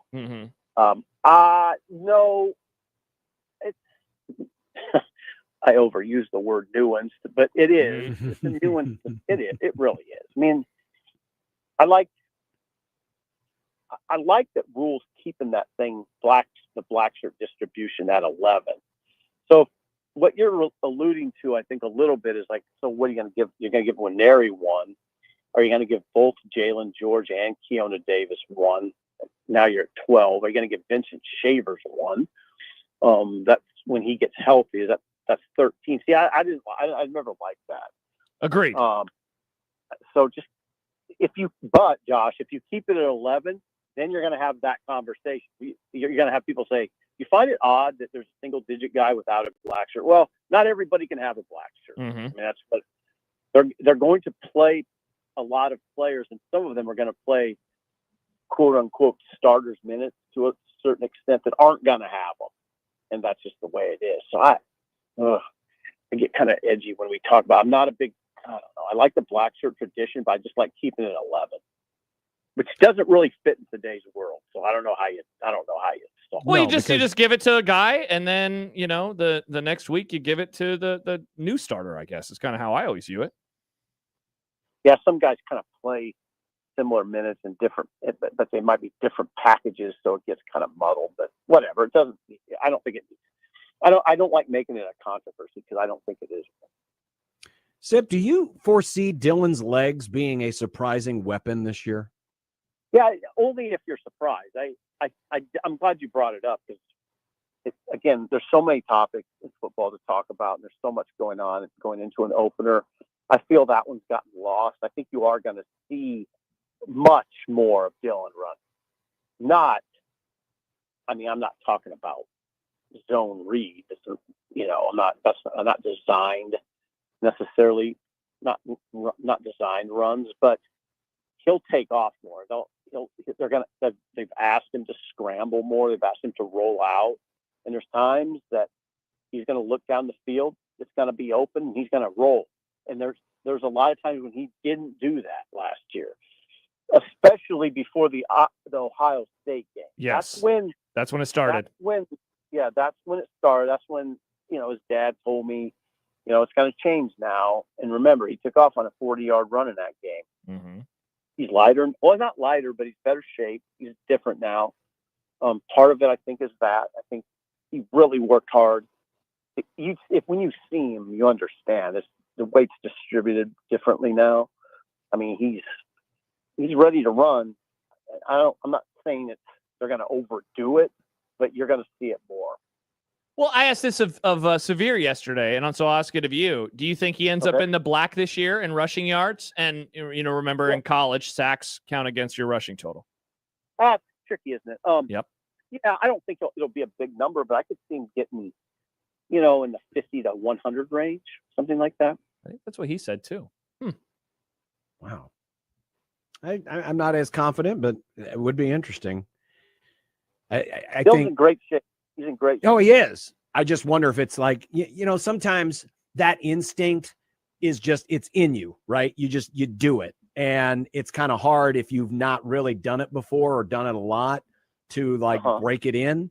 But maybe the end of last season, maybe unlock something, and certainly the confidence of being in better physical shape, and certainly the tutelage of Dana and what he's been getting coached. I don't rule out the possibility. I just wonder if instinctually it's something that he's ready to do full time.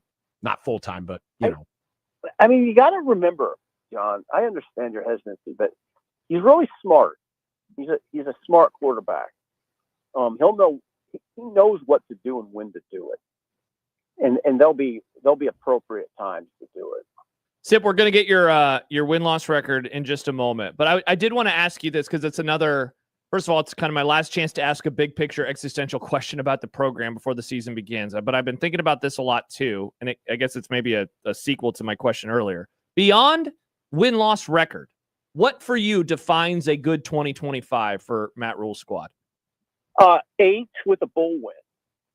Okay. 8 with a bowl win, so 9. That's a bowl win. I think the bowl could it be 9 with a bowl loss? Yeah, probably. Yeah, it could. I mean, I think that's fair to ask, and I would say yes. Yes, that's my answer. Any combination of 9, whether it's with the postseason game or no postseason game, or no postseason win, 9 would be good. I've long said, Sip, that if we're going to call this the Matt Rule bounce, the year 3 bounce, it's got to be at least 9. Yeah, 8's not going to cut it. 9 would, and 9 honestly is low considering what he did at Baylor and Temple. But I'm kind of applying a Big Ten tax to it, so I would be acceptable of 9. But if it's an 8-win season, I can't look at that as a year 3 bounce. I think that's a fair I think it's fair to add the Big Ten tax to that discussion. It's not we all know it's not a real hard schedule, but it's still the Big Ten. And I'm a little bit different the way I look at that whole schedule talk, and that, like, I think Minnesota's a real hard game. I even think Maryland is in many ways difficult. Just so it's always something. And, I mean, going to UCLA, I'm always astounded in this media corps and fan base how people still just chalk up that as those types of games as wins. I don't know how you do that anymore. I just don't even. Yeah, I think they got a great chance to win. I'd probably pick them, but I don't pick it. Like, I don't pick them beating UCLA out there with a lot of confidence. Just see if they can do it. Well, interestingly enough, I picked that as a loss, Sip. I get it. It's lost to them. Yeah, I picked Nebraska to lose that game. Yeah, it makes I get it. I told you. I picked Minnesota. I picked them to beat Michigan but lose to Minnesota. Yeah. Sometimes it doesn't make sense. And that's the important thing, I think, to remember at the beginning of a season is that, like, right now we're like, oh yeah, everything is going to be great, Yeah. But weird crap always happens, Yep. Like, I'm trying to remember some of the games last year, like away from Nebraska. Ole Miss lost to Kentucky. Like, that shouldn't have happened. Indiana was a playoff team. Indiana was a playoff the team. weirdness Yes, can stop and start there. Yeah, it really can. Yeah. Sip, don't know. Sip, by the way, you took me down a rabbit hole. I had. Are to you go still watch. looking at rosters? No. I went down. I went and looked at the Hail Mary from the BYU game and the defensive lineman. I won't say his name, but did it rhyme with bangfish? You see the move he made? I did. He spins inside. Right at the snap, he does a spin move inside, and immediately the quarterback rolls out to the right and puts himself in perfect position. I had forgotten about that. Yeah, there's no way that player was told to do that, and he was in fact probably told to do the exact opposite. Yeah. And then, of course, they hit the Hail Mary, and the rest was history. Yeah. All right, Sip. We got a lot of 8-4s up on the wall. A lot of these people are picking 8-4. Michael Severe is the 1-9 win guy so far. Are you ready to join him? Oh yeah, I've already picked it 9-3. Josh remembers the column. It was a few weeks ago. I do. Good point. Because it was in conjunction with something we did on Husker Online. But yeah, I agree with Michael. It's a bit optimistic, but I say 9-3, and I think I have them losing to Minnesota, Penn State, and I can't remember the other one. Minnesota and Penn State, and Josh, it might be UCLA. Might be UCLA. See, that'd be quite the season, because you get some nice pelts on the wall, and you'd have still some losses where you can say, time to get better next year. Yeah, and I think this, we can circle the conversation back, wind it back to the roster. There's still some young guys that are asking to do a lot. The young guys are going to have to play some key roles. So, and we all know what's up. That we wonder about what's on that defensive line, and you're asking some of those guys to get really good before a lot of linemen get really good. So, see how that looks. So we are only at 8-4s and 9-3s right now. Yep. Interesting. Hard to get to 10. Harder to get to 10 for go you? Lower than 8. Harder to sit for you to get to 10 or 7? Ooh, that's a good question. Oh God, probably a little easier to dip to 7. I would agree. Agreed. I would agree. Sip, we'll see you in Kansas City. I think it's going to be a crazy press box. I'm told that they have home and visitors press box. I did not know this. I've never been to the press box at Arrowhead, but there's a home section and a visitor section. I don't know if it'll be enforced, but that seems a little weird. Are you wanting to hang out with the Cincinnati guys, John? I do like to hear with your new friend. I do like to hear the conversations that happen. Yeah, that's fair. And if the Nebraska media contingent if there's like 200, I'm not saying it's 200, but if there were 200 Nebraska and like only 5 Cincinnati, they'd have all this space and then we'd all be cramped in together in one spot. So I don't like I don't like segregation, Josh. I'm not like the reason you got thrown off Twitter. I'm not a segregationalist. I want to mingle. I want to commingle with my media brethren. Understandable. Yeah, I get it.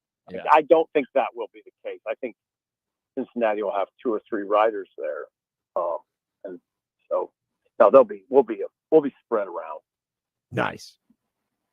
All right, Sip. Thanks. Yeah, thank you for that conversation. Take care, guys. Bye, Sipple. You bet. Steve Sipple of Husker Online. By the way, Michael Severe listening in. Michael is of things and he knows things. Points out that this is how it's actually set up in NFL press boxes. All NFL press boxes have home and away. I had Why? no idea. What does that accomplish? Don't want them fighting. You got those. Those Eagles media people, Nick. Ooh, Well, where do they put the national people? That's a good question. Maybe on the home side. The only thing they could fight about is which Springsteen song they like best. Nick, that was funny. Thank you. Whom roasted? Oh, that's a terrible question, but you're actually right. Mm-hmm. There was I talked to I asked that question to Sip about the guest that he had on, Mo Egger. Here was the quote. Here was the quote that I was like, okay, what are we talking about here? What would you like for breakfast? Nice. He said, quote, I think there's more of a known quantity at quarterback with Dylan Raiola than with Brennan Sorsby. Sorsby's been a starter for an extra year. I think we kind of know what he is. This isn't a question of who's better. Yeah. But a known quantity.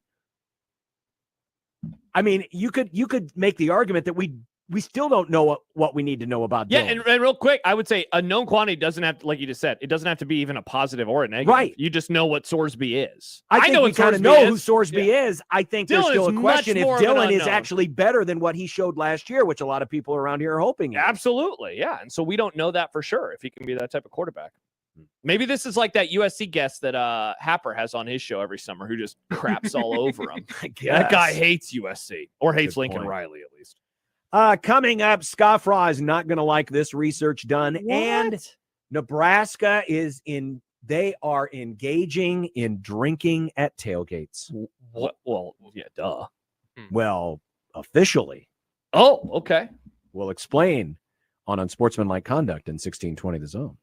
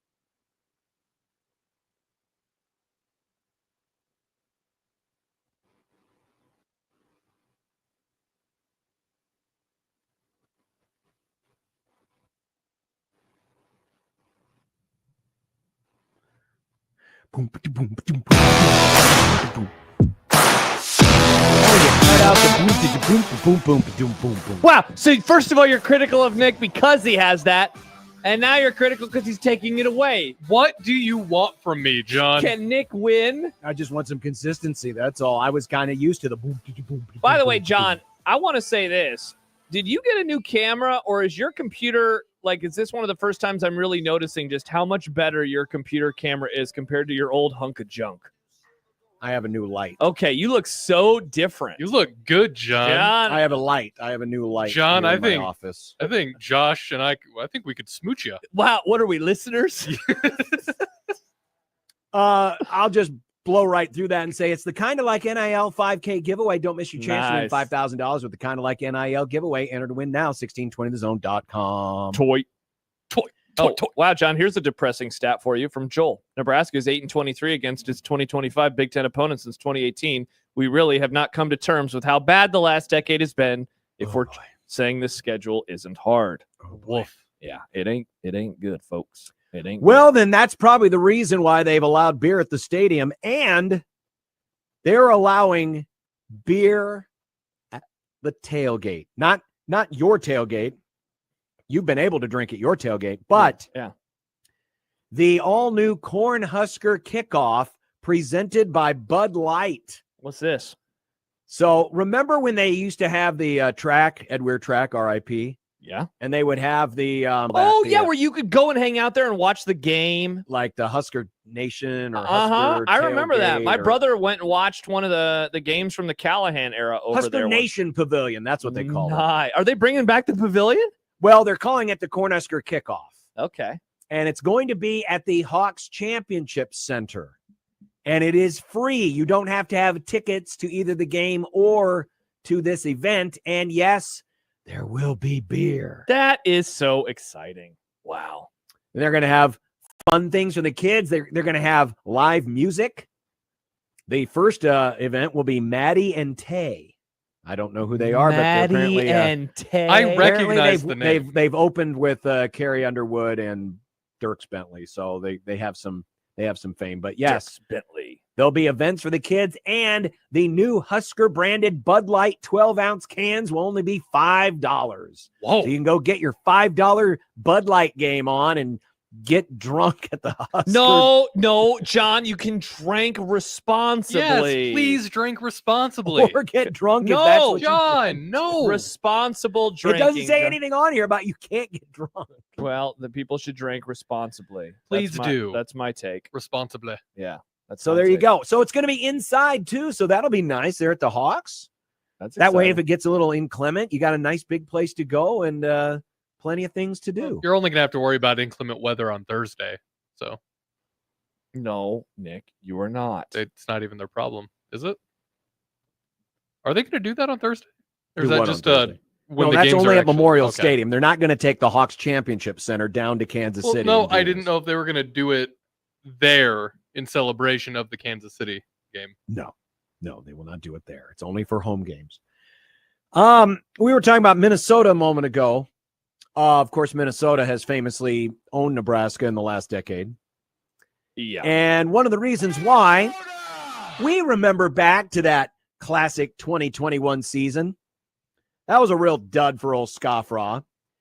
And what was one of the plays that happened in that game that had people all bent out of shape?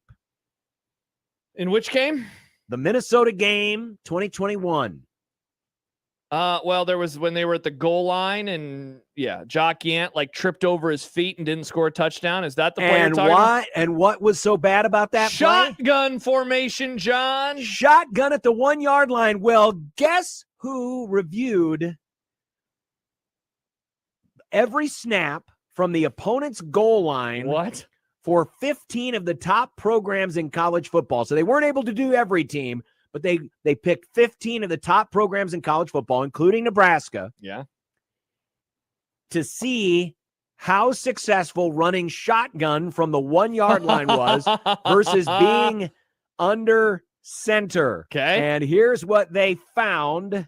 Let's blow this up a little bit. Remember this, Jim? That was so bad. Yeah, there's the infamous play. But I'll read from the story. This was USA Today Sports. From the opponent's 1-yard line, teams that went to shotgun scored on just 56% of shotgun snaps compared to a 73% touchdown rate from under center. And they also have a nice breakdown by team. Look at Alabama. Under center, Alabama scored 100% of the time, scored touchdowns going under center from the 1, but only 43% in shotgun. Nebraska, 70% scoring from the 1-yard line, under center, 43% shotgun. Now, there were a couple of teams that actually did better in the gun than they did under center. Miami scored 100% of the time in shotgun versus 86% under center. Arizona State, 100% of the time in shotgun, 64% under center. Texas, 70% of the time in shotgun, 60% under center. But overall, of these 15 programs, 73 to 56 under center beats shotgun from the 1-yard line. Wow. So congrats to the old heads. So this is proving them right. I don't Well, it was a stupid play. You've got a big physical quarterback. You got to get under center. You don't need to run under shotgun. Why can't, I mean, you're running the same distance, right, John? Physics. No, you're starting 5 yards behind. Well, aren't you in the I formation starting 5 yards behind? Yeah, if you're in the I formation, you also have what? A lead fullback. You have a do. blocker. Or you can just run the quarterback sneak. You can do the quarterback sneak. Just the quarterback sneak. Yeah. I don't hate shotgun from the 1-yard line, but I know why it upsets a lot of people. And look, it's hard to argue with math. Math is correct. 100% of the time, math is sometimes correct. 60% of the time, it works every time. Interesting. Very interesting. That was a fascinating study. I wonder what motivated this person to do this, whoever this person was. Yeah, serious. I mean, honestly, it's probably just random discussions. Like, you know what? No, I'll go find out what the actual answer is. Yeah. Man, that's a lot of work. That is a lot of work. I don't know how they do that sometimes. That is just so much information. Well, it's a long off season, Josh. It is a long off season, but it's over. But It see, is that's absolutely isn't that nice? over. Isn't that nice that we have such a long off season so we can do research like this? Is it? Is that nice? Yeah. Okay. Absolutely. I guess What so. else would you have to talk about? You know, I was telling my wife, I was talking to her, I'm trying to remember what day it was, but I was saying, you know what? And John, I guess a feather in your cap. If the offseason was any longer, it would be too long. But you know what? By this time, I think we have exhausted all of the discussions. You know, I think we were able to do enough of the discussions. Granular, not granular, deep dives, random side quests, 4th and goal from the 1-yard line, shotgun versus under center. If we had to go another 2 weeks, I don't think I could do it. But I'm happy that the game didn't start 2 weeks ago. The offseason is the perfect amount of time. I'm ready for the season. Oh, so Josh Peterson here for a season. Oh, interesting. For the record, I've been saying that for years. I like seasons, and I'm happy that it's now over. You like seasons, but you spend the whole season counting down to the end of the season. But that's because they're in radio. I was telling this to someone today. There are 2 seasons, football season and counting down to football season. Every good radio host agrees on this, John. Yeah, a good radio host that loses his Twitter following because of his sick behavior. My Twitter following is gone. You had a lot of Twitter followers. I mean, people like me because I think I'm funny. Now, hey, if you want my opinions, you can only hear me on The Zone. And one of your 50 podcasts. Or a podcast that I sometimes do. Or another radio show in Oregon. But those are the only places people can hear me, Nick, because I'm not writing about running anymore, so you can't get me there. I do write about Husker football sometimes, so you can read me there. All right. Well, we got some content coming up, and I just realized that Nick hasn't finished the content questions Nick, yet. get them in. I'm sorry. I'm such a stinker. So we'll work on that and have that content for you next. It's Unsportsmanlike Conduct. Red Out Week is powered by Union Bank and Trust here on 1620 The Zone.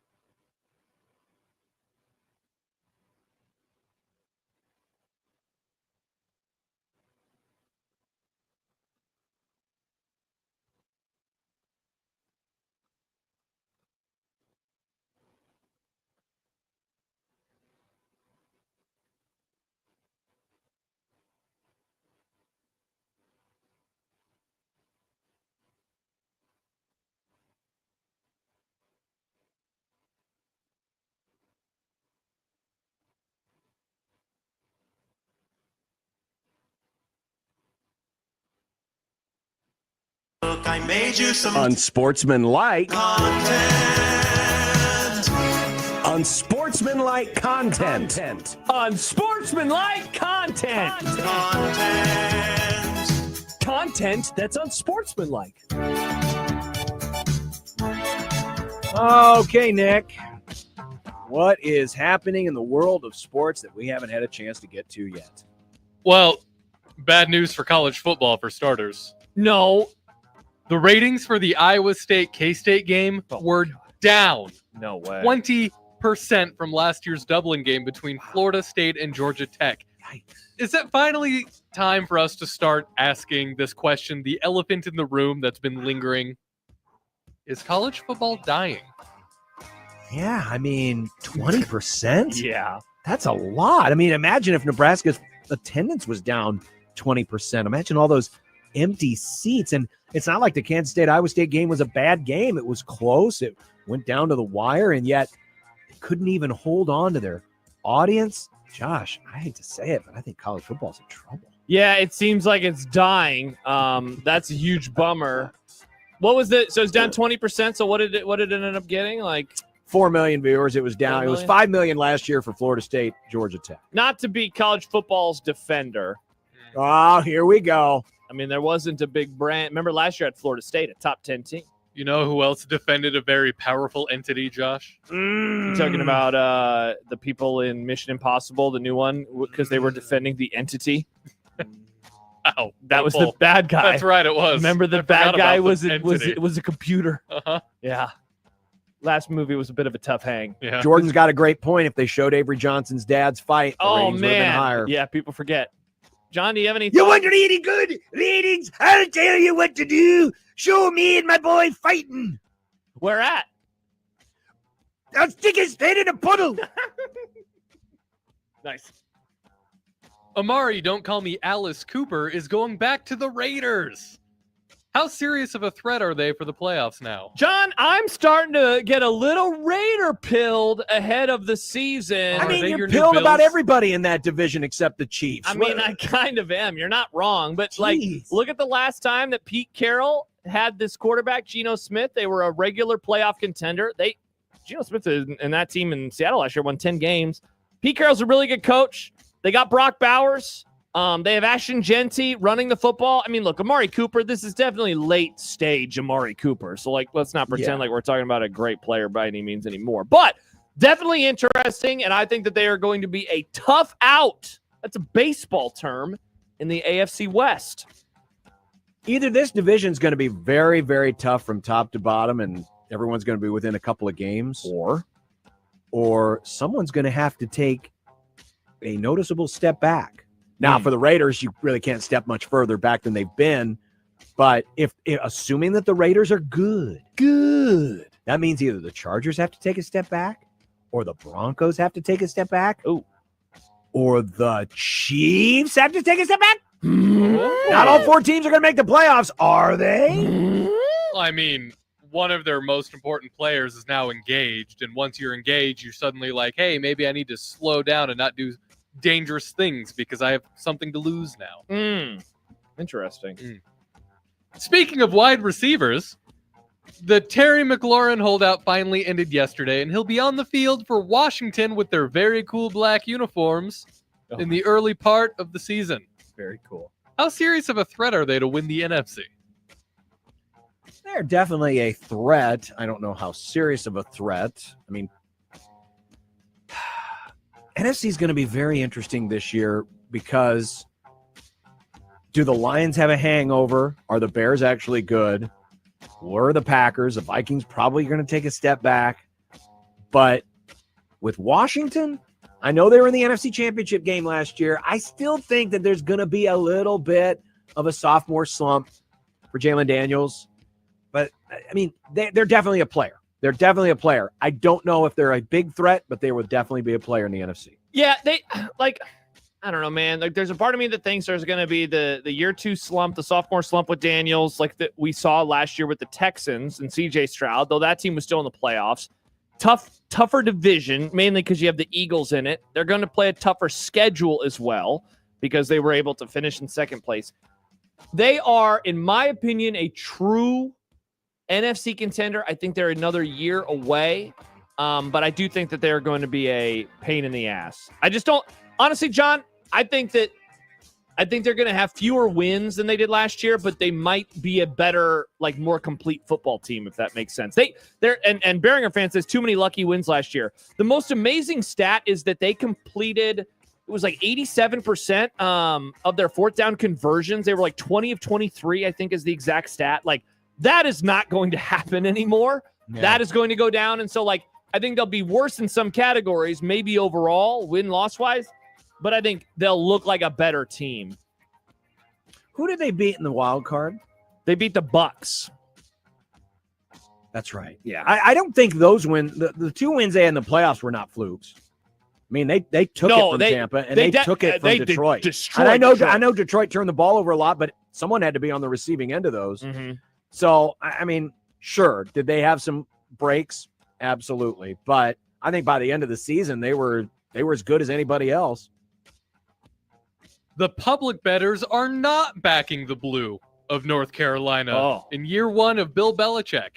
According to David Purdom of ESPN, at BetMGM Sportsbooks, North Carolina has attracted 50% fewer bets to win the national title than Colorado. The Tar Heels are not among the top 5 most popular picks to win the ACC at ESPN Bet.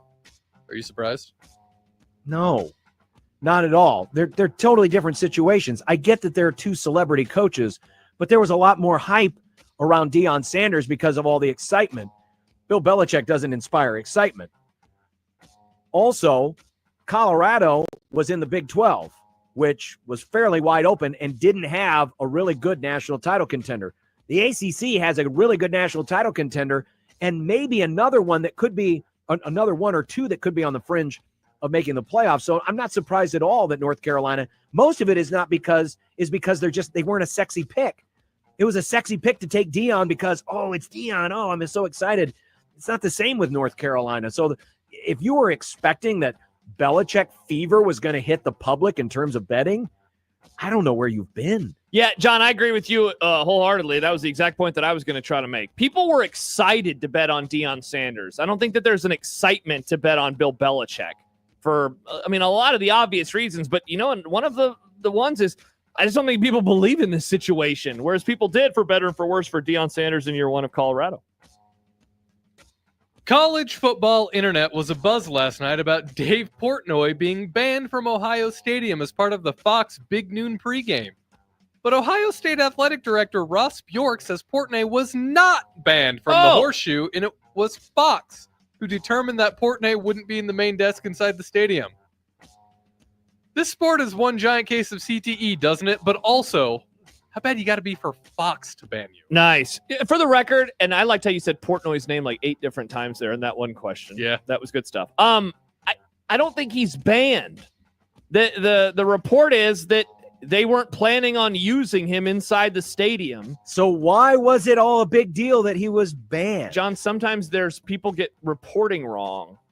Really? They get what? The media gets blame, reporting wrong? Josh, what did I just tune into the Megyn Kelly show here? What are you talking about? I don't understand that reference, John. Guys, Josh, have you considered that he was banned because of woke? Interesting, Nick. It could have been that. You know what? Honestly, congrats to them on making a bigger deal out of this, because I'm guessing people will now want to tune into Big Noon a little bit more. They know it's going to be tough this week because you have the end of Lee Corso on game day. And so, look, they're like, let's gin up some controversy with Portnoy. And now people are like, I want to see if he's going to get banned or if he's going to be allowed in there. Exactly, Josh. I think I didn't even think about it until you started saying it. You're exactly right. This is the last game day with Lee Corso. That's going to get all the attention. So why not create controversy to get a few curious onlookers? And Portnoy's got a big following, and they may gravitate over there. So this has ratings gimmick written all over it. Nice. The Cadillac F1 team has signed Sergio Perez and Valtteri Bottas to be their first drivers when the team begins competition next season. What do I think of this move, me? Oh, no. Guys, I think this is the best possible move that a brand new Formula 1 I gotta team go to the bathroom. could have made going into a new season of regulations. Sergio Perez drove for Red Bull in the early 2020s during their Max Verstappen domination. Valtteri drove for Mercedes when Sir Louis was winning all those races, so they know what a good car is. Famously, Sergio Perez went to Red Bull before he got canned, and he's like, hey, this car is bad. We need to fix it. Sure. And instead of fixing it, they fired his ass. Sergio, Yeah, but isn't the whole point of Formula One, Nick, to have a 1 and a 2? It sounds like you got a bunch of 2s here. well, the good thing is one of these 2s is about to be a number 1, and it might be Valtteri because Sergio's really good, but the big thing he's bringing is money to the team, which is also very good. But having 2 guys that can qualify and drive well, but also give you good feedback to a brand new team in a new regulation season will really boost them into 2027 and beyond with the kind of feedback that they can offer and provide. I think it's a good formula for success, if you will.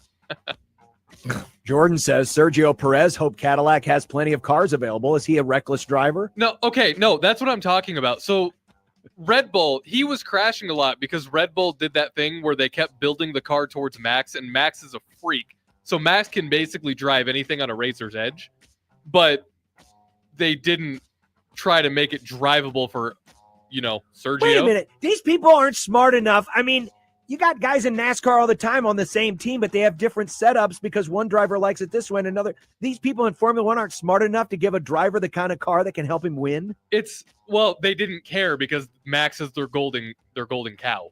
So they would give Max all of the new upgrades because they upgrade throughout the whole season. They would stick Sergio with slop, and then they got mad at him for crashing a sloppy bad car. There's a reason Christian Horner isn't there anymore. Steve in the Prairie Flower Casino Zone hotline texts, I haven't been able to sleep lately. Can you have Nick call me at 9 o'clock tonight and talk to me about Formula One? Oh, I just got a text as well from Michael. Are you guys trying to kill people? I mean, we're driving here. People be falling asleep hearing about F1. And then he adds golden cow. It's a effing goose. He could be a cow too. Interesting. Chris says, I'm glad I just got home. I would have wrecked my car listening. Man, Nick, you're getting a little roasted right now. Anyway. Okay. Stay tuned. Formula Friday might be coming back. Oh, boy. Last night, John observed off the air that Venus Williams was still competing at the U.S. Open. Wow, taking off-the-air conversations on the air. Interesting. Yeah, we usually don't do that. No, interesting. What did he say about her? I remember being don't you remember? I just looked up at the screen and I said, problematic. hey, look, I didn't know Venus Williams was still playing. And then what did he say, Nick? Well, last night she lost in straight sets to Carolina Muchova. Sure. But by competing, she was the oldest singles player at the age of, I'm not going to read a woman's age, John. That's 45. So It's a part of the story. Jeez. John, have some decorum. Anyway, to play at the U.S. Open since 1981. Yeah. It's pretty impressive, though, right? What, Well, to be apparently old it's and not lose? because we're not allowed to tell you how old she is. So Yeah. we really don't know. I'm impressed. mean- It's very impressive. This kind of sounds like giving Nick a participation trophy for being young and doing something, or John one for being old and not tripping over things. I'm not really young anymore. You're not. You're not old though yet. I'm not old, but I'm not. You know, while you guys selfishly take over this segment, I'm just going to say good on you, Venus Williams. Congratulations on a great career. Good on you, It's Venus nice, Williams. It's The nice tennis to Venus see. Williams. It's nice to see some of us old Gen X doing good. I'm proud of your generation, John. By the way, Jed texts in. Hi, Jed. Can you punch John for asking follow-up questions? Make sure it's the bad wrist. I like John asking follow-up questions about Formula One. We got all those great responses. There was a lot of engagement to that question, Nick. Good Yes, job. there was. That's what you want. But, guys, now it is really time to talk about the real elephant in the room. The biggest story in the sports world happened today. I don't know if you saw it, if all of you saw it. Oh, my Twitter ban? Yes, it is your Twitter ban. But it's just in time for the Cincinnati-Nebraska game, and a lot of people feel like that this can affect that. Okay. ESPN's rankings of the top farm systems in baseball is out. Give me your takes, guys. Wow. Look at the Mets jumping up from number 9 to number 1. Congrats. The Dodgers. Wow. The rich get richer. The Dodgers are still number 2. The Mariners, Stibbs' Mariners, number 7. The Pirates, they were 20th in the preseason. Now they're 4th because they have all the good pitchers. They still won't win any games. Oh, crap. The damn Brewers are still up there. Oh, Where the hell are no. the Cubs? Where the hell are the Cubs? Oh, my God. This is getting 19th. Ew. Levi in Colorado says, I'd rather talk about F1. Yeah, John, are you trying to kill people now? They're getting bored driving off the road? Takes, Josh? I'm happy for the baseball fans that are happy. Congrats to Michael Severe. His Mets have the best farm system. That's awesome. He's got to be so pumped. He just learned that he had a farm system still. Wow, that content was all over the place. It was. How about this, though, from L3WI? I think it's just pronounced Louis. Louis, Formula Friday is returning? Oh, potentially. Wow. Nick, look at you. Keep an eye on my socials. That's all I'm going to say. Okay. Well, keep an eye. And check out the new microphone that Nick has if he does the podcast. I've used the microphone for other things, and it sounds great. That sounds sexual. I have things that I do. Sexual things? I talk. I use my voice. What are you talking about at home? I have friends that I play things with. Oh, geez. It's D&D. I use it for D&D. Nice. That's awesome, Nick. Good for you. Thank you. What's for Dinner is coming up next on 1620 The Zone.